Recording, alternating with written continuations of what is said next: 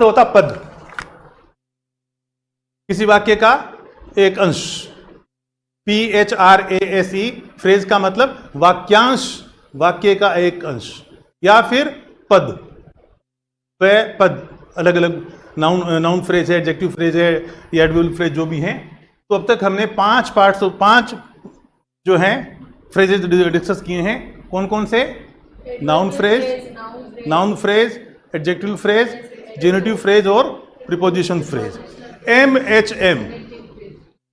MHM लागू होता है 3 फ्रेज पे, नाउन फ्रेज पे, एडजेक्टिव फ्रेज पे और एडवर्बियल फ्रेज पे। ये सारे प्रॉब्लम हम सोल्व करेंगे अभी क्वेश्चंस के माध्यम से। So many doubts will be cleared through the questions themselves. तो VP सिंह, वर्ब फ्रेज जैसे स्पष्ट है, इसके 4 पार्ट हो सकते हैं। इसका फॉर्मूला ये है, ऑक्सिलरी सहायक क्रिया, एक सहायक क्रिया, दूसरी सहायक क्रिया, तीसरी सहायक क्रिया और चौथी सहायक क्रिया। क्योंकि यह कर्ली ब्रैकेट्स में है। किसमें है ये?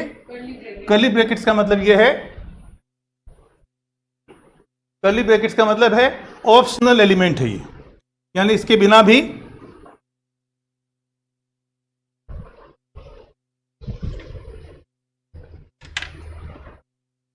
कौन खो गया?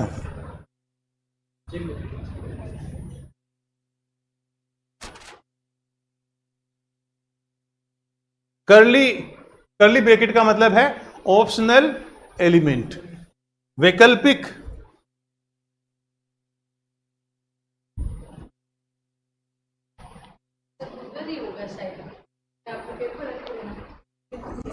बेटा पेज पर तो ये रखें। हाँ दे, ओके, थैंक यू दी, सॉरी। हाँ, ऑक्सिलरी मीन्स सहायक क्रिया। कितनी सहायक क्रिया है? 4। 1, 2, 3 और 4 गिनती आती है। 1, 2, 3, 4। प्रथम सहायक क्रिया है मॉडल, जिसे विल मॉडल है। प्रथम सहायक क्रिया क्या आएगी? मॉडल। इसको शॉर्ट में लिखा। बेटा अभी हमने कहा है कि कर्ली ब्रैकेट में है, ये ऑप्शनल एलिमेंट है। पहले सेंटेंस में there is no helping verb, the branch shook, यह नहीं है, यह नहीं है, यह नहीं है, यह नहीं है। Only main verb is there, सिर्फ मुख्य क्रिया है। क्या बेटा इसमें है? Only MV। देखो आप, ऑक्सिलरी और MV। There is no auxiliary here, कोई सहायक क्रिया इसमें नहीं है, सिर्फ मेन वर्ब है। मेन वर्ब जो है वो वर्ब फ्रेज का एसेंशियल एलिमेंट है, अनिवार्य तत्व है। इसके बिना वर्ब फ्रेज नहीं बनेगा। वर्ब फ्रेज के लिए क्या आना जरूरी है? किसका आना आवश्यक है? Main verb. MV का मतलब है मेन वर्ब। इसकी आपको मिल जाएगी PDF, नो प्रॉब्लम। सॉरी बेटा। और ये क्या है? नाउन फ्रेज है ना, ये डिटर्मिनर और ये रही नाउन, ये MH है, ये MH।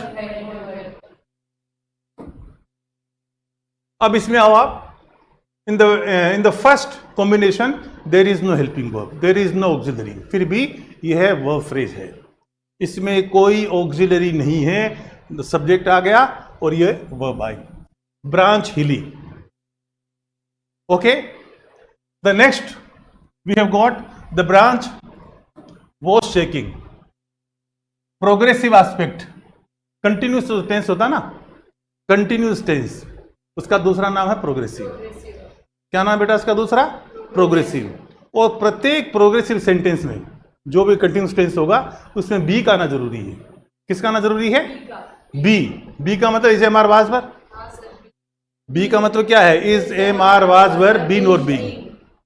तो प्रत्येक कंटिन्यूस टेंस में या प्रत्येक प्रोग्रेसिव टेंस में बी का आना आवश्यक है। तो ये बी आ गया। और was shaking, there is only one auxiliary here, be के रूप में। ओके, यह सेकंड कॉम्बिनेशन है। In the first combination, we have no helping verb. We have no auxiliary at all. प्रथम कॉम्बिनेशन में कोई ऑक्सिलरी नहीं है। दूसरी ऑक्सिलरी में हमारे पास में क्या है? दूसरे कॉम्बिनेशन में we have got only one auxiliary. तो इसका एनालिसिस क्या होगा? ऑक्सिलरी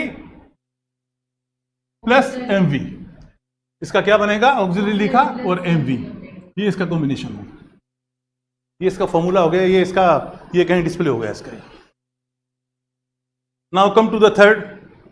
चारों पास्ट टेंस लेने, ये तो मालूम है बेटा, simple past, past continuous, past perfect और past perfect continuous tense. Second one, third one, the branch had shaken. The branch had shaken. Had कौन से खांचे में आया है? परफेक्ट। प्रत्येक परफेक्ट टेंस में, दुनिया का कोई भी परफेक्ट टेंस हो, परफेक्ट अगर शब्द आ गया, दो चीजों का आना जरूरी है। हैव का आना जरूरी है और वर्ब की थर्ड फॉर्म का आना जरूरी है। यदि किसी वाक्य के संदर्भ में परफेक्ट शब्द आ गया, चाहे प्रेजेंट परफेक्ट हो, चाहे फ्यूचर परफेक्ट हो, चाहे पास्ट परफेक्ट हो, परफेक्ट वर्ड अगर आ गया तो क्या आना जरूरी होता है इसमें? हैव प्लस वर्ब की थर्ड फॉर्म। ये बात ध्यान रखो। हैव का मतलब हेड भी आ सकता है, इसी का रूप है वो। प्रत्येक परफेक्ट टेंस में इसको बोलते हैं परफेक्टिव एस्पेक्ट। अब कहोगे एस्पेक्ट, या एस्पेक्ट मतलब पहलू। दो ही एस्पेक्ट होते हैं, या तो अपूर्णता वाला और या पूर्णता वाला। ये भी एस्पेक्ट है, ये भी एस्पेक्ट है। कोई कार्य पूर्ण हो चुका है या कोई कार्य जारी है। तो यहां पर क्या आ गया?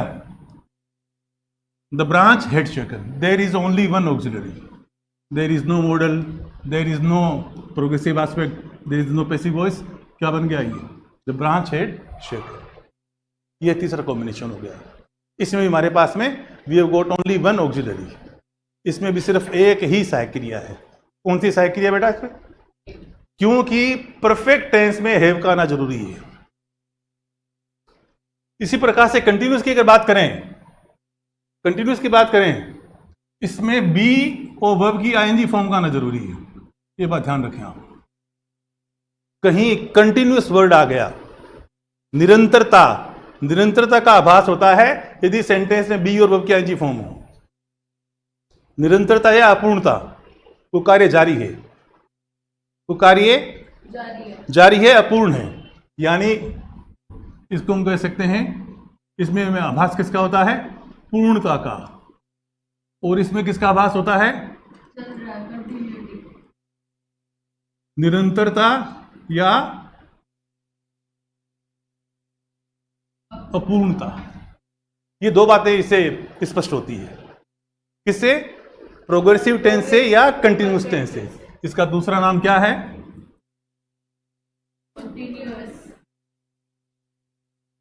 जो कि नाम हमने सुन रखा है। प्रत्येक प्रोग्रेसिव या प्रत्येक कंटिन्यूअस टेंस में किसका आना जरूरी है? वी और वर्ब की आईएनजी फॉर्म। बात समझ में आ रही है? प्रत्येक कंटिन्यूअस, चाहे प्रेजेंट हो, पास्ट हो, कुछ भी हो, कंटिन्यूअस शब्द यदि किसी वाक्य में लग गया टेंस के संदर्भ में, तो उसमें किसका आना जरूरी है? बी और वर्ब की आईएनजी। बी आ गया और आईएनजी आ गई। परफेक्ट टेंस में हैव आ गया और वर्ब की थर्ड फॉर्म आ गई।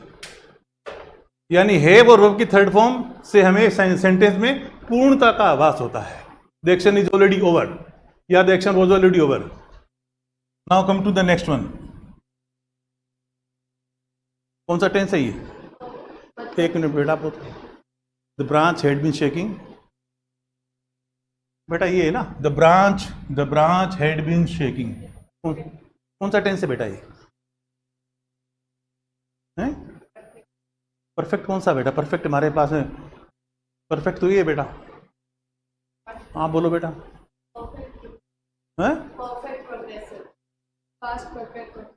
तीन पास्ट परफेक्ट कंटिन्यूअस टेंस, तीन लेवल का प्रयोग हुआ। पास्ट है, परफेक्ट है और कंटिन्यूअस है, या past perfect progressive.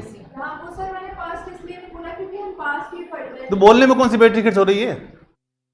I am asking the level of the tense. इस वाक्य का टेंस कौन सा? इसका आंसर ये होगा sir, it is past perfect progressive या पास्ट परफेक्ट कंटिन्यूअस टेंस। क्या नाम है इसका?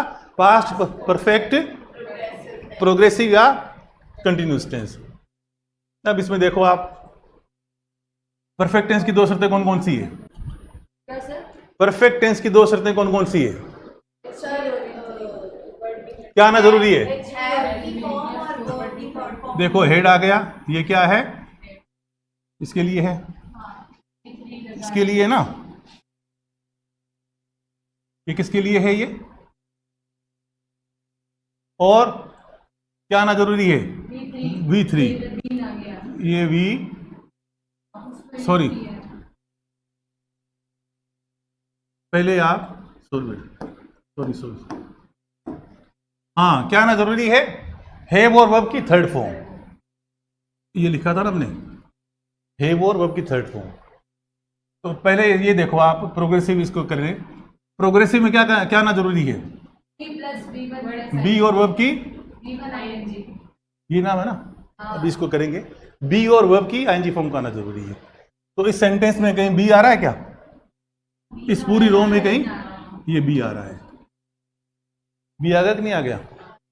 और क्या आना जरूरी है? वर्ब की आईएनजी फॉर्म, ये वर्ब की आईएनजी फॉर्म भी आ रही है, आ रही है, स्पष्ट रूप से आ रही है। अब परफेक्ट टेंस की दो शर्तें कौन कौन सी है? हैव आ गया और V3। बेटा आप बताओ, इस पूरे घटनाक्रम में V3 क्या है? इसमें the branch had been taking, इसमें V3 कहां है बेटा?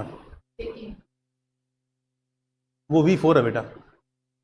Be is am are was were और बीन, थर्ड फॉर्म बीन है ना, थर्ड फॉर्म बीन है या नहीं है? हाँ, अब यहां पर इसकी दोहरी भूमिका है, बीन क्या है?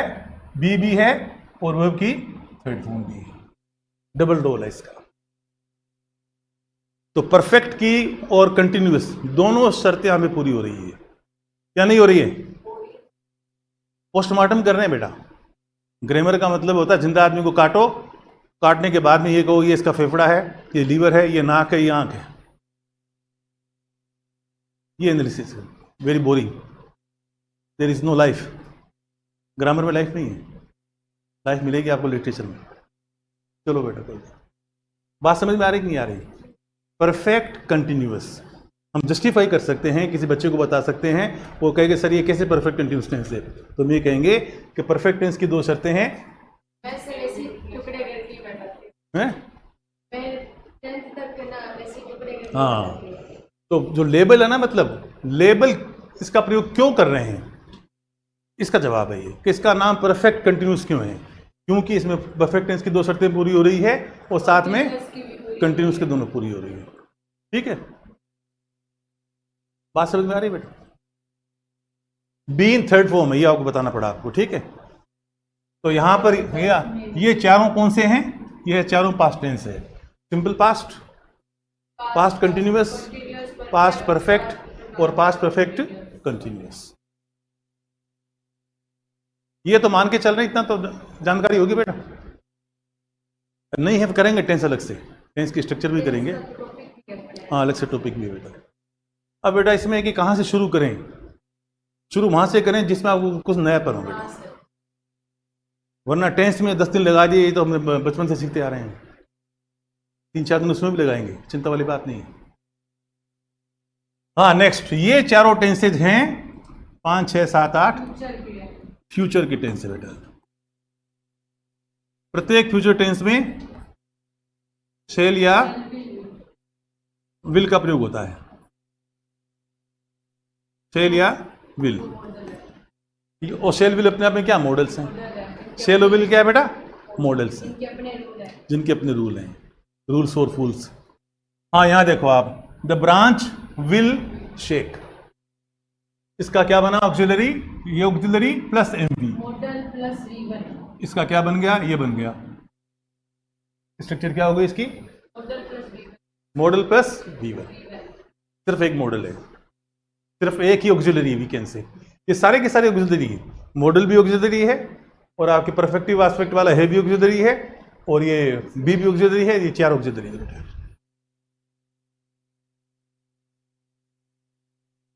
बात समझ में आ रही कि नहीं यार? मॉडल के साथ V1 होनी चाहिए। हाँ, मॉडल के बाद में जब से दुनिया बनी है, प्रत्येक मॉडल के बाद में क्रिया का मूल रूप आता है। मॉडल के बाद में अगला तो शब्द जो होगा वो क्रिया का मूल रूप, the dictionary form of the verb या the base form of the verb, ये आएगा। इसमें ध्यान रखो आप, विदाउट एस और S. The branch will shake, यानी वो ब्रांच तो समझते हो ब्रांच, ब्रांच टहनी, पेड़ की टहनी। The branch will shake, the branch will shake. Now come to the next, the branch will be, कौन सा टेंस है ये? फ्यूचर प्रोग्रेसिव या फ्यूचर कंटिन्यूअस। बेटा कंटिन्यूअस में क्या आना जरूरी है, क्या बताओ बेटा? ये देखो बी आ गई, ये बी आ गई और ये आईएनजी फॉर्म आ गया। Clear? The branch will be shaking. Will के बाद में इजेमार नहीं आएगा क्या?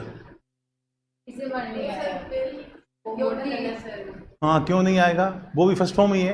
इज एम, हाँ इसे मार खुद है ना ऑक्सिलरी है, बी भी ऑक्सिलरी है, पर बी है ना वो ये वीक फॉर्म है, इसलिए इसका यूज हमेशा किसी दूसरी हेल्पिंग वर्ब के साथ। बेटा अभी आपने एक बात कही थी, प्रत्येक मॉडल के बाद में क्रिया का V1 आएगी, क्रिया का मूल रूप, मूल रूप आएगा। मूल रूप ये है।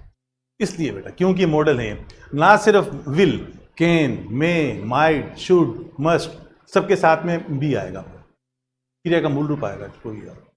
इसका उत्तर ये है, ठीक है। The branch will be shaking, branch हिल रही होगी। ओके, कौन सा टेंस हो गया ये? Future continuous. तो कंटिन्यूअस में क्या आना जरूरी है बेटा?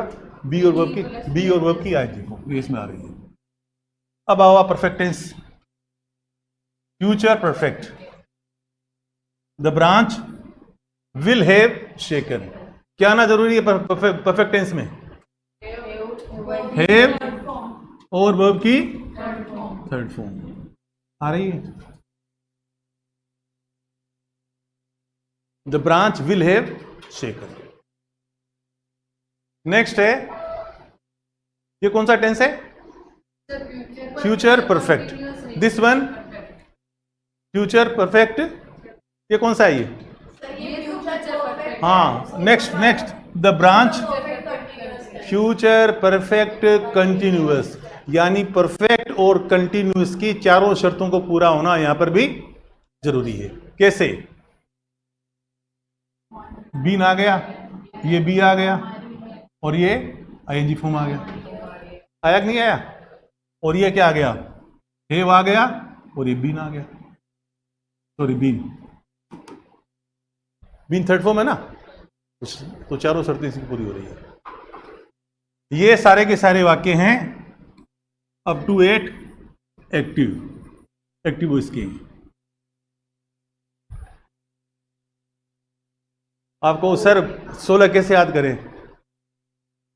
16 को याद कैसे करें? कैसे याद करें?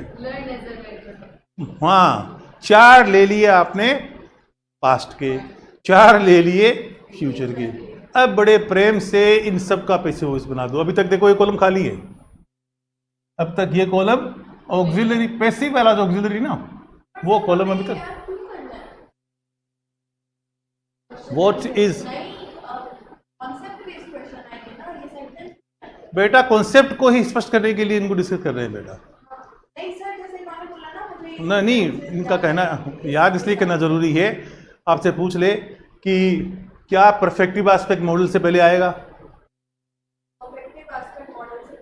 ये क्रम चेंज नहीं होगा, ध्यान रखो आप, इसके लिए जरूरी है। तो याद करने में कौन सी बैटरी खर्च हो रही है? क्या करोगे इसका? इट्स फॉर लर्निंग, याद करने की आवश्यकता नहीं है। आप 4 आपने बना लिए पहले पास्ट के, फिर 4 बना लिए फ्यूचर के, कितने हो गए? अब देखो बेटा, अब तक खाली है ये पैसिव वाला खांचा, खाली है, blank blank blank blank blank. और पैसिव वॉइस में क्या ना जरूरी होता है? बी ओ, ये पहले आपको बता चुके हैं। क्या आना जरूरी है पैसिव वॉइस में? बी का आना जरूरी है और मुख्य क्रिया हमेशा थर्ड फॉर्म में आती है। इसलिए यहां पर जो भी आएगा, देखो बेटा क्या है, ये सारे के सारे थर्ड फॉर्म। अब देखो आप पहले द ब्रांच शुक, यहाँ से शुरू करते हैं।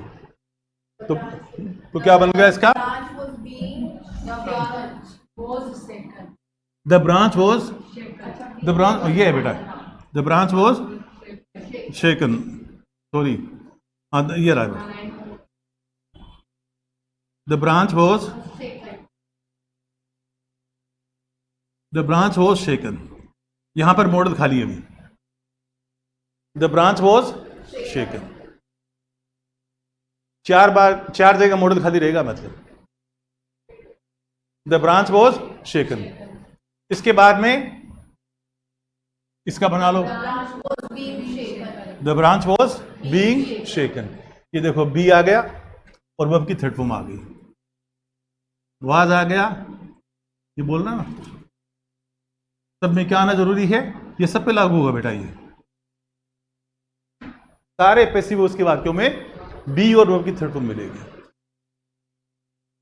हालांकि इन्होंने सिर्फ इसमें बी जोड़ रखा है, किताब है ना, वो V3 हमने यहाँ पे जोड़ा समझाने के लिए, क्योंकि बी तो यहाँ पे भी है, बी तो यहाँ पे भी है ना, तो यहाँ पर हमने आईएनजी फॉर्म जोड़ा है, वो हमने खुद ने जोड़ा बेटा समझने के लिए।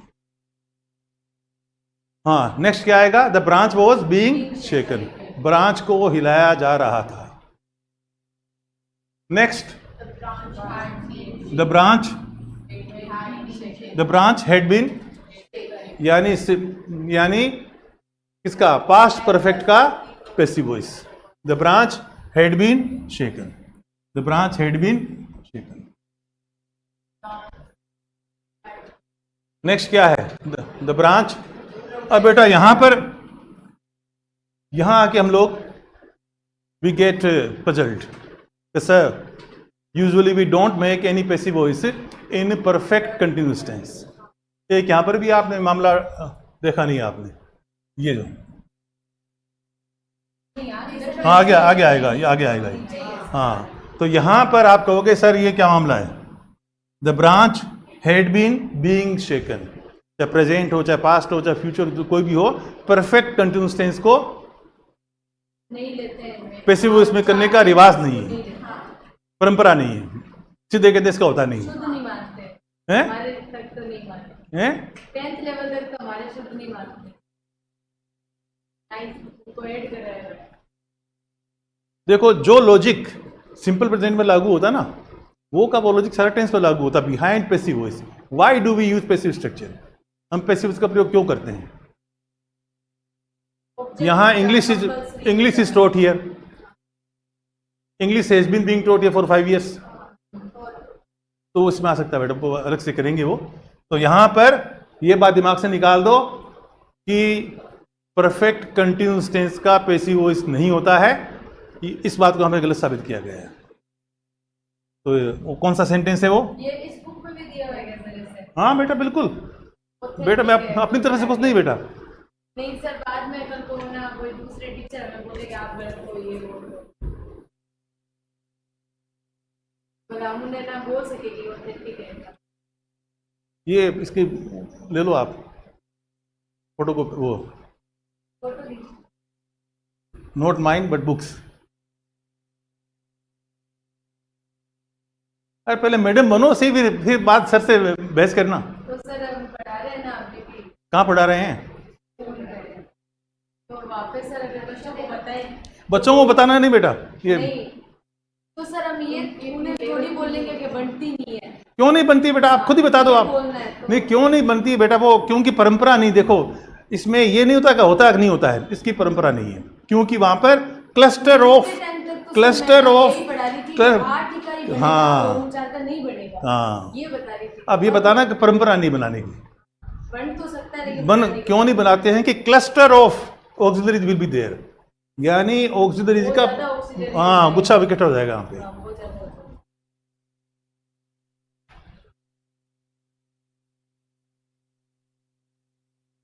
Don't hide any source from your students.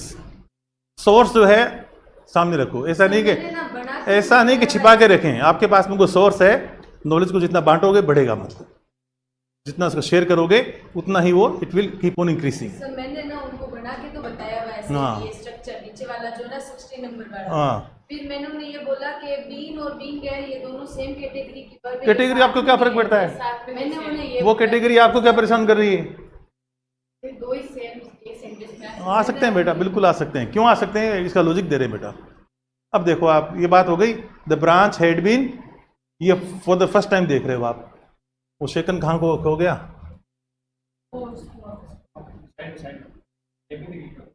हाँ। अब देखो इसमें अब सब में शेकन आ रहा है, ये क्योंकि सारे के सारे पैसिव उसके सेंटेंस है। सारे के सारे क्या है? पैसिव उसके सेंटेंस। तो क्या बना बेटा ये? The branch had been being shaken. ये फर्स्ट टाइम हम किताब में देख रहे हैं। कहाँ देख रहे हैं? बुक में।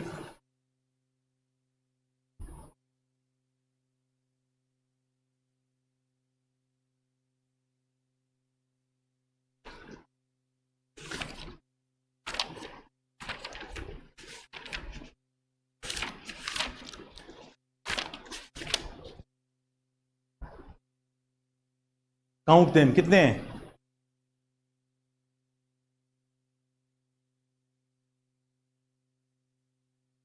गिनती देखो, गिनती लास्ट में कितने हैं? गिनती लास्ट में कोने में, 16 गिनती कितनी है?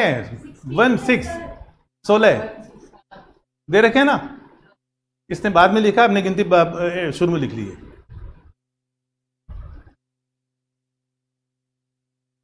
इट्स नॉट मेड बाय और printed by Shakeel sir, it's printed by this scholarly people. First time ही देखा है। और बेटा ये आपको को रोज झाड़ने के लिए नहीं कह रहे हैं बेटा, जो नई नई डेवलपमेंट जितने हो रहे हैं, जितने चेंजेस आ रहे हैं, उसके साथ शेयर करना जरूरी है। क्योंकि बेटा ब्रिटिश इंग्लिश, हम ब्रिटेन के गुलाम रहे हैं, तो ब्रिटिश इंग्लिश ही अपने ऑथेंटिक है। जितने ग्रामरियंस हैं सारे बेटे ब्रिटिशर्स ही हैं, बाकी को जापानीज नोवेल में भी ना ये लैंग्वेज यूज होती है बहुत सारे। जैसे एलिफ शफाक करके एक राइटर है जो इस्तांबुल की है, वो ऐसी राइटिंग्स यूज करके वो ऐसे सेंटेंस असल में यूज किया करती है। बेटा those the great writers, they never follow grammar, grammar follow them, grammar follows them. जो कुछ वो लिख गए वो ग्रामर बन गया बेटा। जो कुछ चौसर ने लिख दिया वो ग्रामर बन गई। हाँ नेक्स्ट, ये बात स्पष्ट होगी। द ब्रांच, हाँ बेटा वो अलग है। The branch had been being shaken, बात समझ में आ रही है? For the first time we are seeing, we are looking at the passive voice of a perfect continuous tense. Next, the branch had been being shaken आ गया। अब चारों ले लो आप, कौन से? सॉरी बेटा, फ्यूचर वाले ले लो आप, मॉडल वाले। अब इनके पैसिव्स बना दो। द ब्रांच विल बी, पहला क्या है, कौन सा है? The branch will be shaken. The branch will be, the branch will B, sorry बेटा बी यहां रहा है। The branch will be shaken. The branch,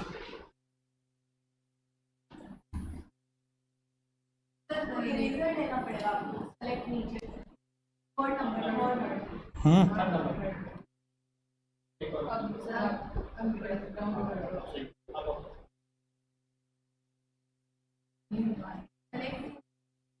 आपने ना एन नहीं यूज किया, अंडू करो आप, अंडू बड़ा बताया करने ये इधर पीछे बीच में।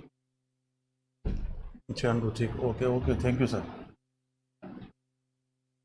हाँ this one, the branch will be, the branch will, वो पेन सेलेक्ट करना होगा दोबारा। हाँ वो कर लेंगे बेटा, नो प्रॉब्लम।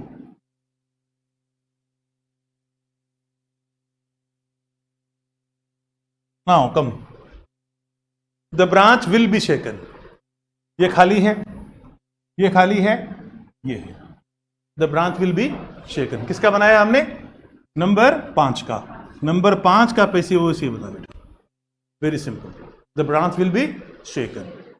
इसी प्रकार से यह भी वर्जित है, इसको भी हम टालते हैं, इसका पैसिव वॉइस नहीं बनता है। फ्यूचर कंटिन्यूअस, फ्यूचर कंटिन्यूस का, फ्यूचर कंटिन्यूस कौन सा है? पहले से भी दिया होता है। फ्यूचर कंटिन्यूस कौन सा है? The branch will B, Will be shaking. Will be shaking, तो इसका भी पैसिव वॉइस इसमें बनेगा, क्या बना? The branch will be being shaken, the branch will be being being shaken. will be being shaken, will be being shaken, will be being shaken, the branch will be being, कौन सा है बेटा? the branch will be 14th, the branch will be being shaken, इसमें ये खाली है बेटा, ये तो इसमें ना being लगाने की क्यों जरूरत है? बेटा कंटिन्यूस है ना, being न लगाने की। है? अच्छा, being के बाद being लगेगा या ये? हाँ, क्यों लगेगा बेटा? ये बीइंग दे रखा है ना, कंटिन्यूस शब्द इसके साथ में being के बाद में being लगेगा। बिल्कुल लगेगा, क्योंकि पैसिव वॉइस है। Being shaken, the branch will be being, नहीं बेटा इसमें विल बी being नहीं होगा सर, BW है। होगा, ये पैसिव कैसे बनेगा ये? The branch will be being shaken, the branch will have been being shaken. एक मिनट बेटा, एक minute, just a minute, the branch will be being, नहीं बेटा गलत आ गया, इसको स्ट्राइक ऑफ करो। अब आप कहोगे सर इसमें पैसिव वॉइस कैसे बना? तो बी दे रखा बेटा, ये the branch will be being shaken, there are 2 bes, 3 B तो इसमें आएंगे बेटा, 3 बी कहाँ आएंगे? लास्ट में। हाँ ये है ना फ्यूचर प्रोग्रेसिव का बेटा, ये रहा फ्यूचर प्रोग्रेसिव का कहाँ है? नंबर है सर ये, हाँ? 14 नंबर वाला कर रहे हैं। हाँ, the branch will be being shaken, the branch will be being shaken, ये बेटा इसको स्ट्राइक ऑफ करना है। The branch will be being shaken. और 15 number, the branch will have been, ये तो यही सिंपल है। तो बनता है। द ब्रांच, यहां देखो 1 2 3 4, the branch will have been being shaken. ये सर सही है, लेकिन ये यूज इसलिए नहीं करता क्योंकि इसमें बहुत सारी ऑक्सिलरी हो जाती है, पर हमारे जो वर्ब फ्रेज है उसमें ये राइट माना जाता है। वर्ब आपका वर्ब, जब whenever we discuss the verb phrase, we will discuss the verb phrase in the context of auxiliary plus FB. उसमें ये सही मान रहे हैं। बिल्कुल सही माना, सही गलत कुछ नहीं है ग्रामर में, लैंग्वेज में परंपरा क्या है ये फ्यूचर प्रोग्रेसिव का पैसिव का स्ट्रक्चर क्या होगा? हो गया ना। ये कौन सा बेटा? 14th, the branch will be being shaken, इसको हटाना बेटा, the branch will be, structure हम लिखना चाहेंगे है जैसे हम टेंस का स्ट्रक्चर लिखते हैं ना, सब्जेक्ट। बेटा पैसिव वॉइस का बेटा ये। हाँ तो सर ये पैसिव हाँ तो ये सब्जेक्ट हो गया, विल आ गया, बी आ गया, विल आ गया, बी आ गया, प्लस बीइंग आ गया, प्लस वर्ब की थर्ड फॉर्म। और सर ये के अलावा अगर हम किसी इसके अलावा क्यों आएगा बेटा? कोई और सेंटेंस ऐसा एग्जैक्ट कोई भी सेंटेंस लो आप, the children will be playing cricket, children will be being, हाँ cricket will be being played, children won't be played, cricket will be being played by the students. हाँ, यहां से सफर शुरू किया था हमने, देयर वाज नो ऑक्सिलरी, इस वाक्य में कोई ऑक्सिलरी नहीं थी, यानी कोई ऑक्सिलरी उसमें नहीं थी, क्या था? सिर्फ द ब्रांच शुक। और लास्ट में आते आते कितने आ गए? 16 नंबर पर आ गए। 16th सेंटेंस में आ गए, we have got as many as 4 auxiliaries, तो these 4 auxiliaries are optional element, आवश्यक नहीं है।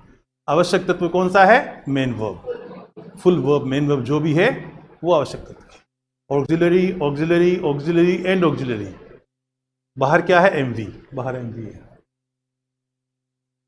So it is all about, ये आपको मिल जाएगी पीडीएफ फाइल, इसकी मिल जाएगी आपको। सर हमने एमएचएम की आपने बताया था। हाँ बेटा अभी शुरू करें वो, तो नहीं सर, उसकी भी वो जो लाइनिंग थी ना वो हमने आप लिखा, क्या लाइन दिखाई, तो उसमें जो हमारे वो तो हम बाद में पढ़ सके वो सब मिल जाएगा बेटा, आपको चिंता मत करो।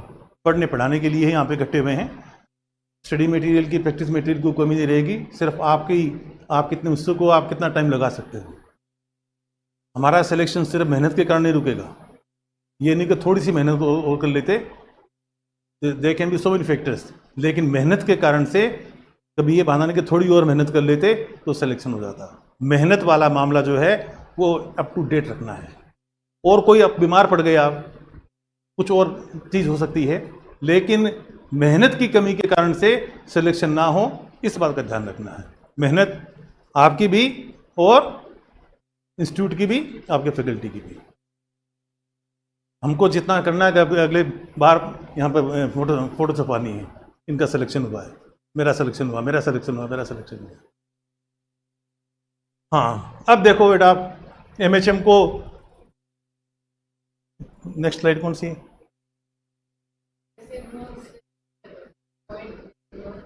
वो बेटा पीडीएफ फाइल लिखा भी देंगे, मिल भी जाएगी आपको। अब देखो बेटा इसका revision. Option C, The topics in the syllabus of RPC second grade teachers are examples of, बेटा इस प्रकार के क्वेश्चन बेटा आपको पूछ सकते नहीं पूछ सकते हैं। मैं कहाँ मिलेंगे, बाकी कट कॉपी पेस्ट मिलेगा। यहाँ से क्वेश्चन कम आ रहे हैं। क्वेश्चन को लोग कहाँ से ले रहे हैं? किताबों से। हाँ, the topics in the syllabus of RPC examples of phrases.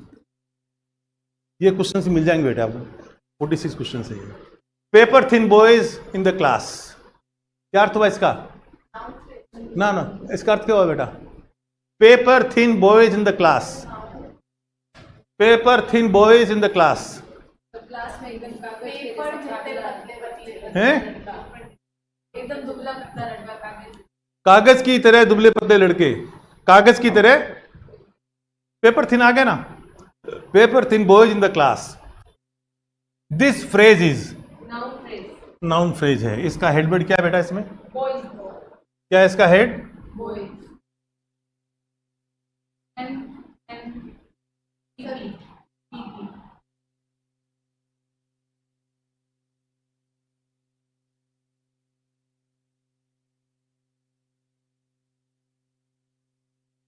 अरे ये बात समझ में? हाँ बेटा एक मिनट है। हाँ ना बेटा, ये पी है, ये क्या है? पीपी, ये एम है बेटा। नहीं बात समझ आ रही है। पेपर क्या है बेटा? नाउन है। फॉर्म इसकी नाउन की है, ये नाउन है। थिन क्या है? दुबला पतला, एडजेक्टिव है। बॉयज क्या है? नाउन है। और in the class preposition phrase है। कौन सा फ्रेज है ये? ये प्रीपोजिशन फ्रेज। ये तो इसकी फॉर्म हो गई, इनके रूप हो गए। अब इनके फंक्शन क्या है? ये प्री मॉडिफायर है, मॉडिफायर, प्री मॉडिफायर, ये हेड और ये पोस्ट मॉडिफायर। इसलिए आपको ये पेपर्स में मिलेगा, आपको घर पे जाके माथा पर चोर करनी है, खुद का पेन पेंसिल लेकर। नेक्स्ट,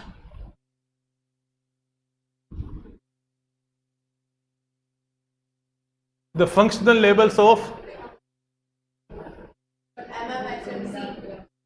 एमएमएचएम। आपको पेन लेकर क्या करना है? ये एम, ये एम और ये एच एम और ये फिर एम। क्या है इसका answer? C, एमएमएचएम।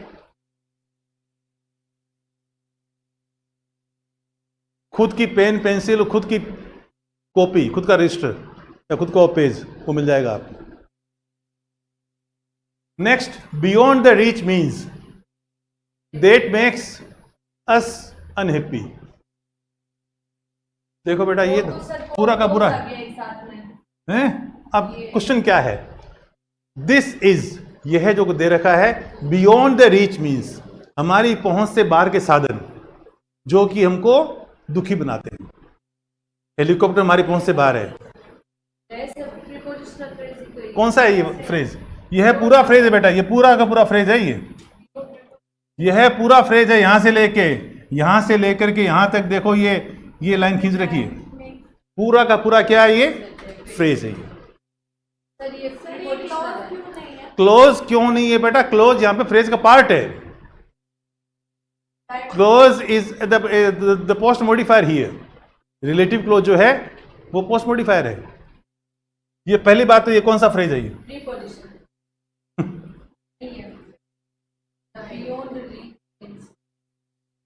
Beyond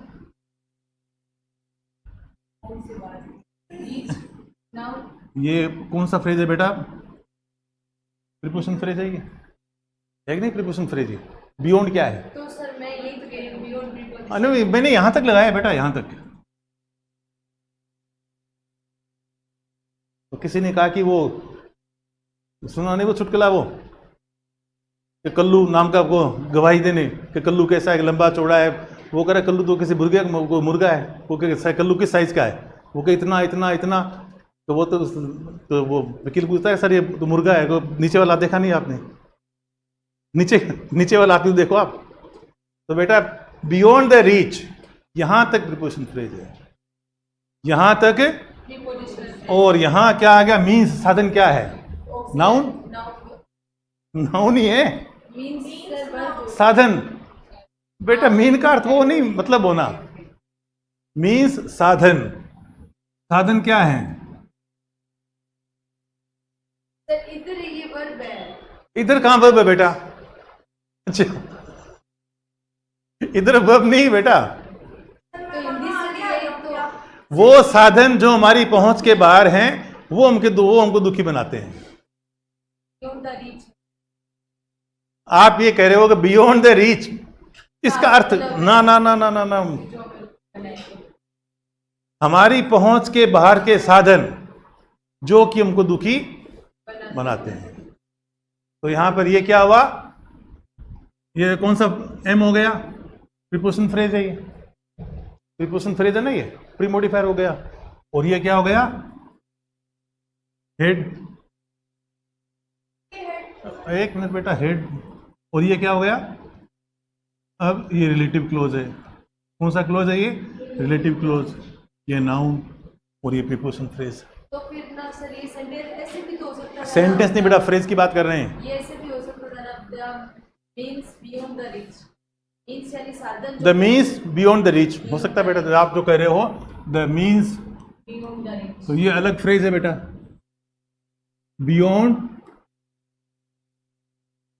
the reach या अवर रीच। सर मीन्स एडवर्ड है। हाँ, मीन्स, मीन्स इसमें एडवर्ड आ गया, ठीक है, द जो है वो डिटर्मिनर आ गया ये। तो ये एम आ गया, एच आ गया, और ये क्या आ गया? पीपी, सॉरी ये फिर एम आ गया। हो सकता है बेटा वो अलग मामला होगा। क्या? फोर्थ वाला बियॉन्ड द रीच मीन्स, ये है प्रीपोजिशन फ्रेज है ये हमारी।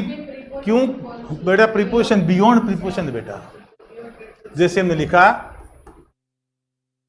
In depth study, in depth study, ये प्रीपोजिशन फ्रेज है। इन डेप्थ बेटा, प्रीपोजिशन के बाद में हमेशा एक नाउन नाउन आता है। इन द रूम, तो beyond the reach, beyond the reach, reach भी यहां पे क्या है? नाउन है, ध्यान रखना। पहुंच के बाहर, पहुंच के बाहर साधन जो कि हमको दुखी बनाते हैं। बियॉन्ड द रीच, यह प्रीपोजिशन फ्रेज है। ये क्या है? ये क्यों है प्रीपोजिशन फ्रेज? मेरे कहने से नहीं, बियॉन्ड एक प्रीपोजिशन है। ये तो समझ में आ हाँ। गया, पर कंफ्यूजन यहाँ हो रहा है कि ये जो आपने मीन वर्ड साधन के लिए यूज किया हाँ बेटा, साधन के लिए किया, डंके की चोट किया है, क्योंकि बेटा फ्रेज को डिस्कस कर रहे हैं यहाँ पे, वर्ब की बात ही नहीं है, हम फ्रेज की बात कर रहे हैं। फ्रेज में यह क्या फिट बैठेगा? मीन्स क्या? मीन्स का मतलब होगा साधन। नाउन फ्रेज है ये, नाउन फ्रेज है। हिंदी में मतलब क्या होगा? हिंदी का मतलब बेटा 5वीं बार फिर सुन लो आप, हमारी पहुंच के बाहर वो साधन जो हमें दुखी बनाते हैं। हेलीकॉप्टर आपके रीच में है क्या? आपकी इच्छा है हेलीकॉप्टर लेने की, खरीदने की, रखने की, वो साधन है। अपने को अटपटा लग रहा है ये थोड़ा। वो साधन जो हमारी पहुंच के बाहर हैं, जो कि हमको दुखी बनाते हैं, जो कि हमको दुखी बनाते हैं, ये क्लोज है बेटा, ये जिसका नाउन सब्जेक्ट भी है और वर्ब भी है। यहां रिलेटिव क्लोज है ये किसका हिस्सा है? ये पूरा क्या? पोस्ट मॉडिफायर है ये। पोस्ट मॉडिफायर क्या है? ये यहां तक दैट मेक अस हैप्पी। बेटा यहां पर मीन्स का, यहां पर मेक्स का प्रयोग क्यों नहीं हुआ? यहां पर मेक्स का प्रयोग क्यों नहीं किया हमने? यहां पर एस क्यों नहीं लगाया?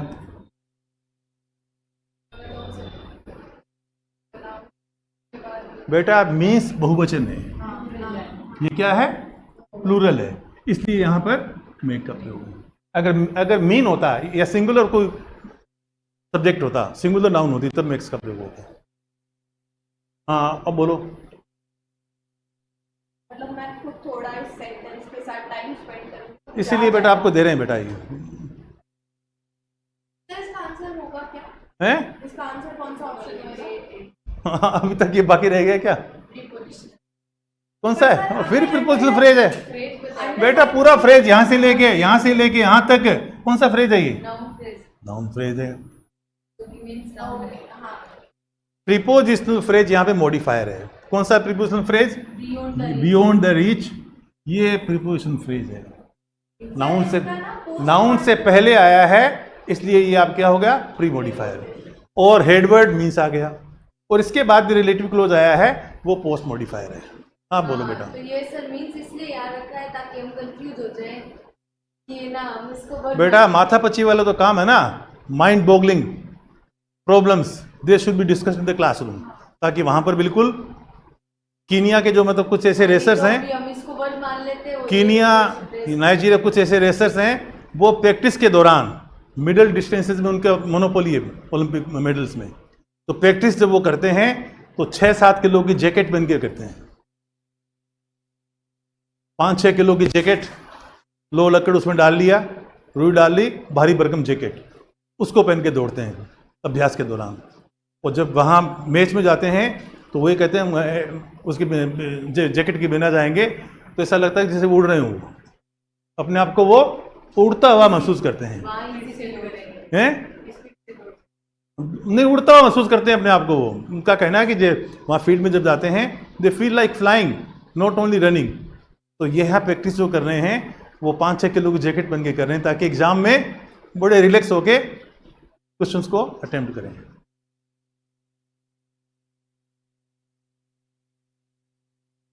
ये इसकी आपको कॉपी मिल जाएगी बेटा तैयार। इसमें क्या हुआ ना, मतलब मेरे साथ ये हुआ, सबके साथ होता है। पोस्टमार्टम समझ में आया, ठीक है, मुझे ये भी समझ में आया कि ये नाउन है, पर ये जो मीन इकलौता जो वर्ड है ना, वो जिस पोजीशन पर आया है उस पोजीशन पर इसे डाइजेस्ट करना थोड़ा अजीब। बेटा फिर भी करना पड़ेगा, चाहे टेस्ट इसका बीटर हो, कसेला हो। ठीक है बेटा, आगे चलते हैं। इस आपको दे रहे हैं बेटा, इस माथा पर फुल करना घर पे जाके। इसको यहाँ लाओ ना सर। वो सर आगे कह रहे हो है ना, लास्ट में देखो, रुको मैं करता हूँ। आ गया ठीक है। नेक्स्ट, ये तो आ गया ना। अब इसमें क्या, बियॉन्ड द रीच मीन्स को फिर वापस आ गया। अब इसमें क्या है, फॉर्मल लेवल्स बेटा, जो हम कर चुके हैं। फॉर्म का मतलब होता है, ये तो फंक्शनल लेवल है। नाउन, प्रोनाउन, एडजेक्टिव जो हमने डिस्कस किए थे ना, वो फॉर्मल लेवल्स हैं। तो बेटा देखो इसमें क्या आ गया, नहीं बेटा क्या पूछा है इसने, फॉर्मल लेवल्स। हाँ तो बेटा इसमें क्वेश्चन क्या बनेगा, ये चलो पहले बना लेते हैं। नहीं बना लो। तो ये कोई बियॉन्ड द रीच एम है, बियॉन्ड द रीच क्या आ गया, एम है, बी, फॉर्मल लेवल की बात चल रही है बेटा।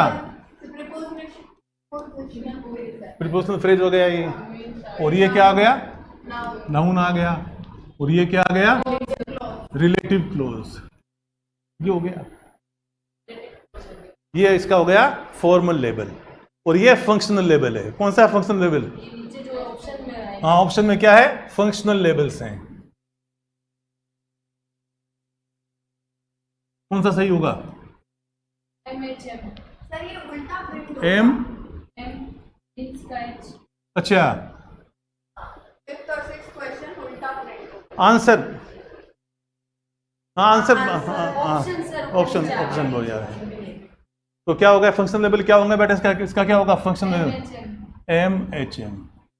जैसे उसका आंसर इसमें आएगा तो क्या होगा? हाँ द फंक्शनल लेवल्स, ऊपर लिख देना बेटा हमने। प्रीपोजिशन आ गया, नाउन आ गया, सील आ गया, बस पीपी लिख दिया उन्होंने, वो प्रीपोजिशन ही वो पी यानी कि प्रीपोजिशन फ्रेज। Noun close. मतलब प्रीपोजिशन का मतलब ये होता है ना, प्रीपोजिशन फ्रेज में प्रीपोजिशन मतलब प्रीपोजिशन का मतलब है preposition plus noun. Preposition prepositional phrase का मतलब है ना प्रीपोजिशन प्लस नाउन। बेटा जब भी प्रीपोजिशन आएगा तो क्या आएगा, नाउन तो आएगा ही। बस प्रीपोजिशन जब भी आएगा जैसे मॉडिफायर के बेटा, एक शब्द का होना जरूरी। प्रीपोजिशन जब भी आएगा, एट लिखा, ऑन लिखा, बियॉन्ड पीछे लिखा, noun दी गई। अंडर लिखा, नाउन आएगा बेटा इसमें। फिर सर ये सेम फॉर्मूला हम उसमें क्यों नहीं अप्लाई करते कि मॉडिफायर है तो हेडवर्ड तो हो गई, तो हम मॉडिफायर है तो हेडवर्ड होगा तभी उसका मॉडिफायर कहाँ एडवर्ड है बेटा? नहीं, मैं ऐसे कह रही हूँ कि हाँ, मॉडिफायर की एग्जिस्टेंस तभी होगी बेटा ना जब headword- प्रीपोजिशनल फ्रेज में एमएचएम लागू नहीं होता है। तो सर ये बात- प्रीपोजिशनल फ्रेज में, प्रीपोजिशनल फ्रेज का हुलिया ये है, ए प्रीपोजिशन प्लस नाउन फ्रेज।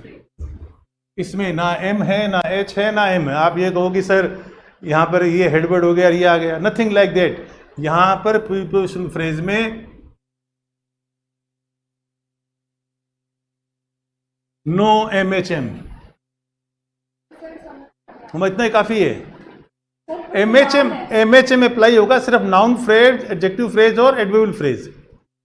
आपके दिमाग में बात ये चल रही कि सर हमने लिखा इन द कॉर्नर, तो कॉर्नर नाउन है। नहीं ये नहीं चल रही Then? सर, मेरे दिमाग में ये बात चल रही है कि जैसे आपने इसमें बताया कि प्रीपोजिशनल फ्रेज का पीपी लिखा होना जरूरी नहीं है। अगर पी लिखा है केवल तो हम ये खुद मान लेंगे। लिखें चाहे कुछ भी आएगा बेटा फ्रेज में ही है।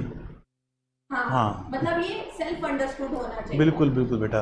और सर जैसे हमने ये एमएचएम वाले एग्जांपल किए, इसमें हमने एक एक मॉडिफायर था तो उसको एक एक लिखा कि एक मॉडिफायर है एम एम एच एम है, और अगर एक भी एम मिसिंग है एग्जाम उसमें ऑप्शन में तो हमने उस ऑप्शन को एक्सक्लूड करके उस क्वेश्चन को गलत मान लिया। तो ऐसा इसमें नहीं किया जाएगा।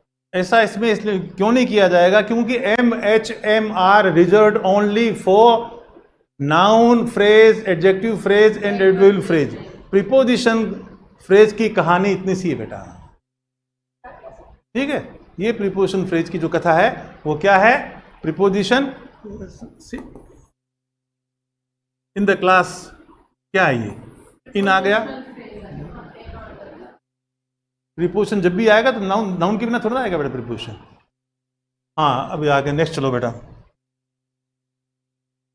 Curly brackets is used. हाँ बेटा, कर्ली ब्रैकेट्स बोलते हैं इसको, कर्ली ब्रैकेट। किसके लिए इसका प्रयोग होता है, optional element. Small bracket phrase के लिए आएगा बेटे। सर उसमें अभी अभी हमने लास्ट वाला जो किया उसके लिए वो था ना ब्रैकेट। ये रहा क्लोज का, हाजिर है, हुक्म करो आप। सर हमने एक भी एग्जांपल ऐसा वाला किया नहीं ना जिसमें बेटा कभी किया था ना, बियॉन्ड द रीच मीन्स। तो बियॉन्ड एक मिनट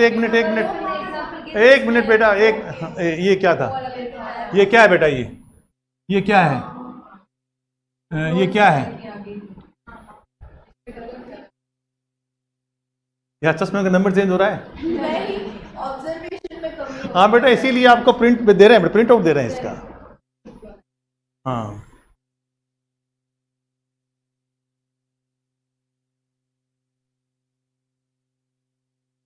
ये आ गया बेटा, ठीक है। क्लोज के लिए आता है बेटा। बेटा क्लोज का मतलब ये कि क्लोज में स्वयं की सब्जेक्ट होगी, स्वयं की वर्ब होगी। फाइनाइट वर्ब ध्यान रखो, कंप्लीट नहीं मानता है। How many pre modifiers can be there in NNP.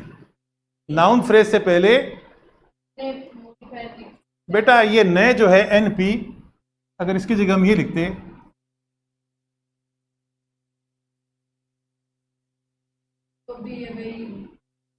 वही चीज है, और कुछ चेंज आता है इसमें। अगर एनपी को हम खोल के लिखते, क्या लिखते, नाउन फ्रेज लिखते, तो इस क्वेश्चन में कुछ और ए आता आगे। देखो बेटा क्या बोल रही है, वहां पर फिर किसका प्रयोग होता, ए का प्रयोग होता, क्योंकि एनपी हमने लिखा ना, एनपी प्रथम क्या निकल रहा है, ए निकल रहा है ना, इसलिए यहां पर एन का प्रयोग हुआ है। एनपी हाँ नाउन फ्रेज, थोड़ा सा समझ में आ रहा नहीं आ रहा।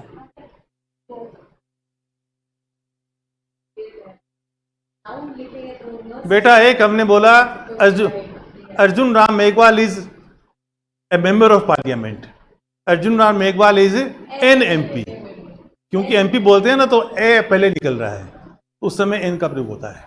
आर्टिकल्स की बात आ गई। हाँ बेटा कुछ, तो सर इसका ना हाँ क्या होगा इसका? नंबर होगा। हाँ how many pre modifies can be there in NP? ये भी आ सकते हैं, नो बिट नंबर। एक भी आ सकता है, 5 भी आ सकते हैं, हो सकता है कुछ भी ना आए। Next, what can B? कितनी आ सकते हैं? हाँ ये इंपॉर्टेंट पॉइंट ध्यान रखो, डिस्कस किया नहीं। Only prepositions and only can be called a mark. preposition noun है sir marker. and apostrophe plus s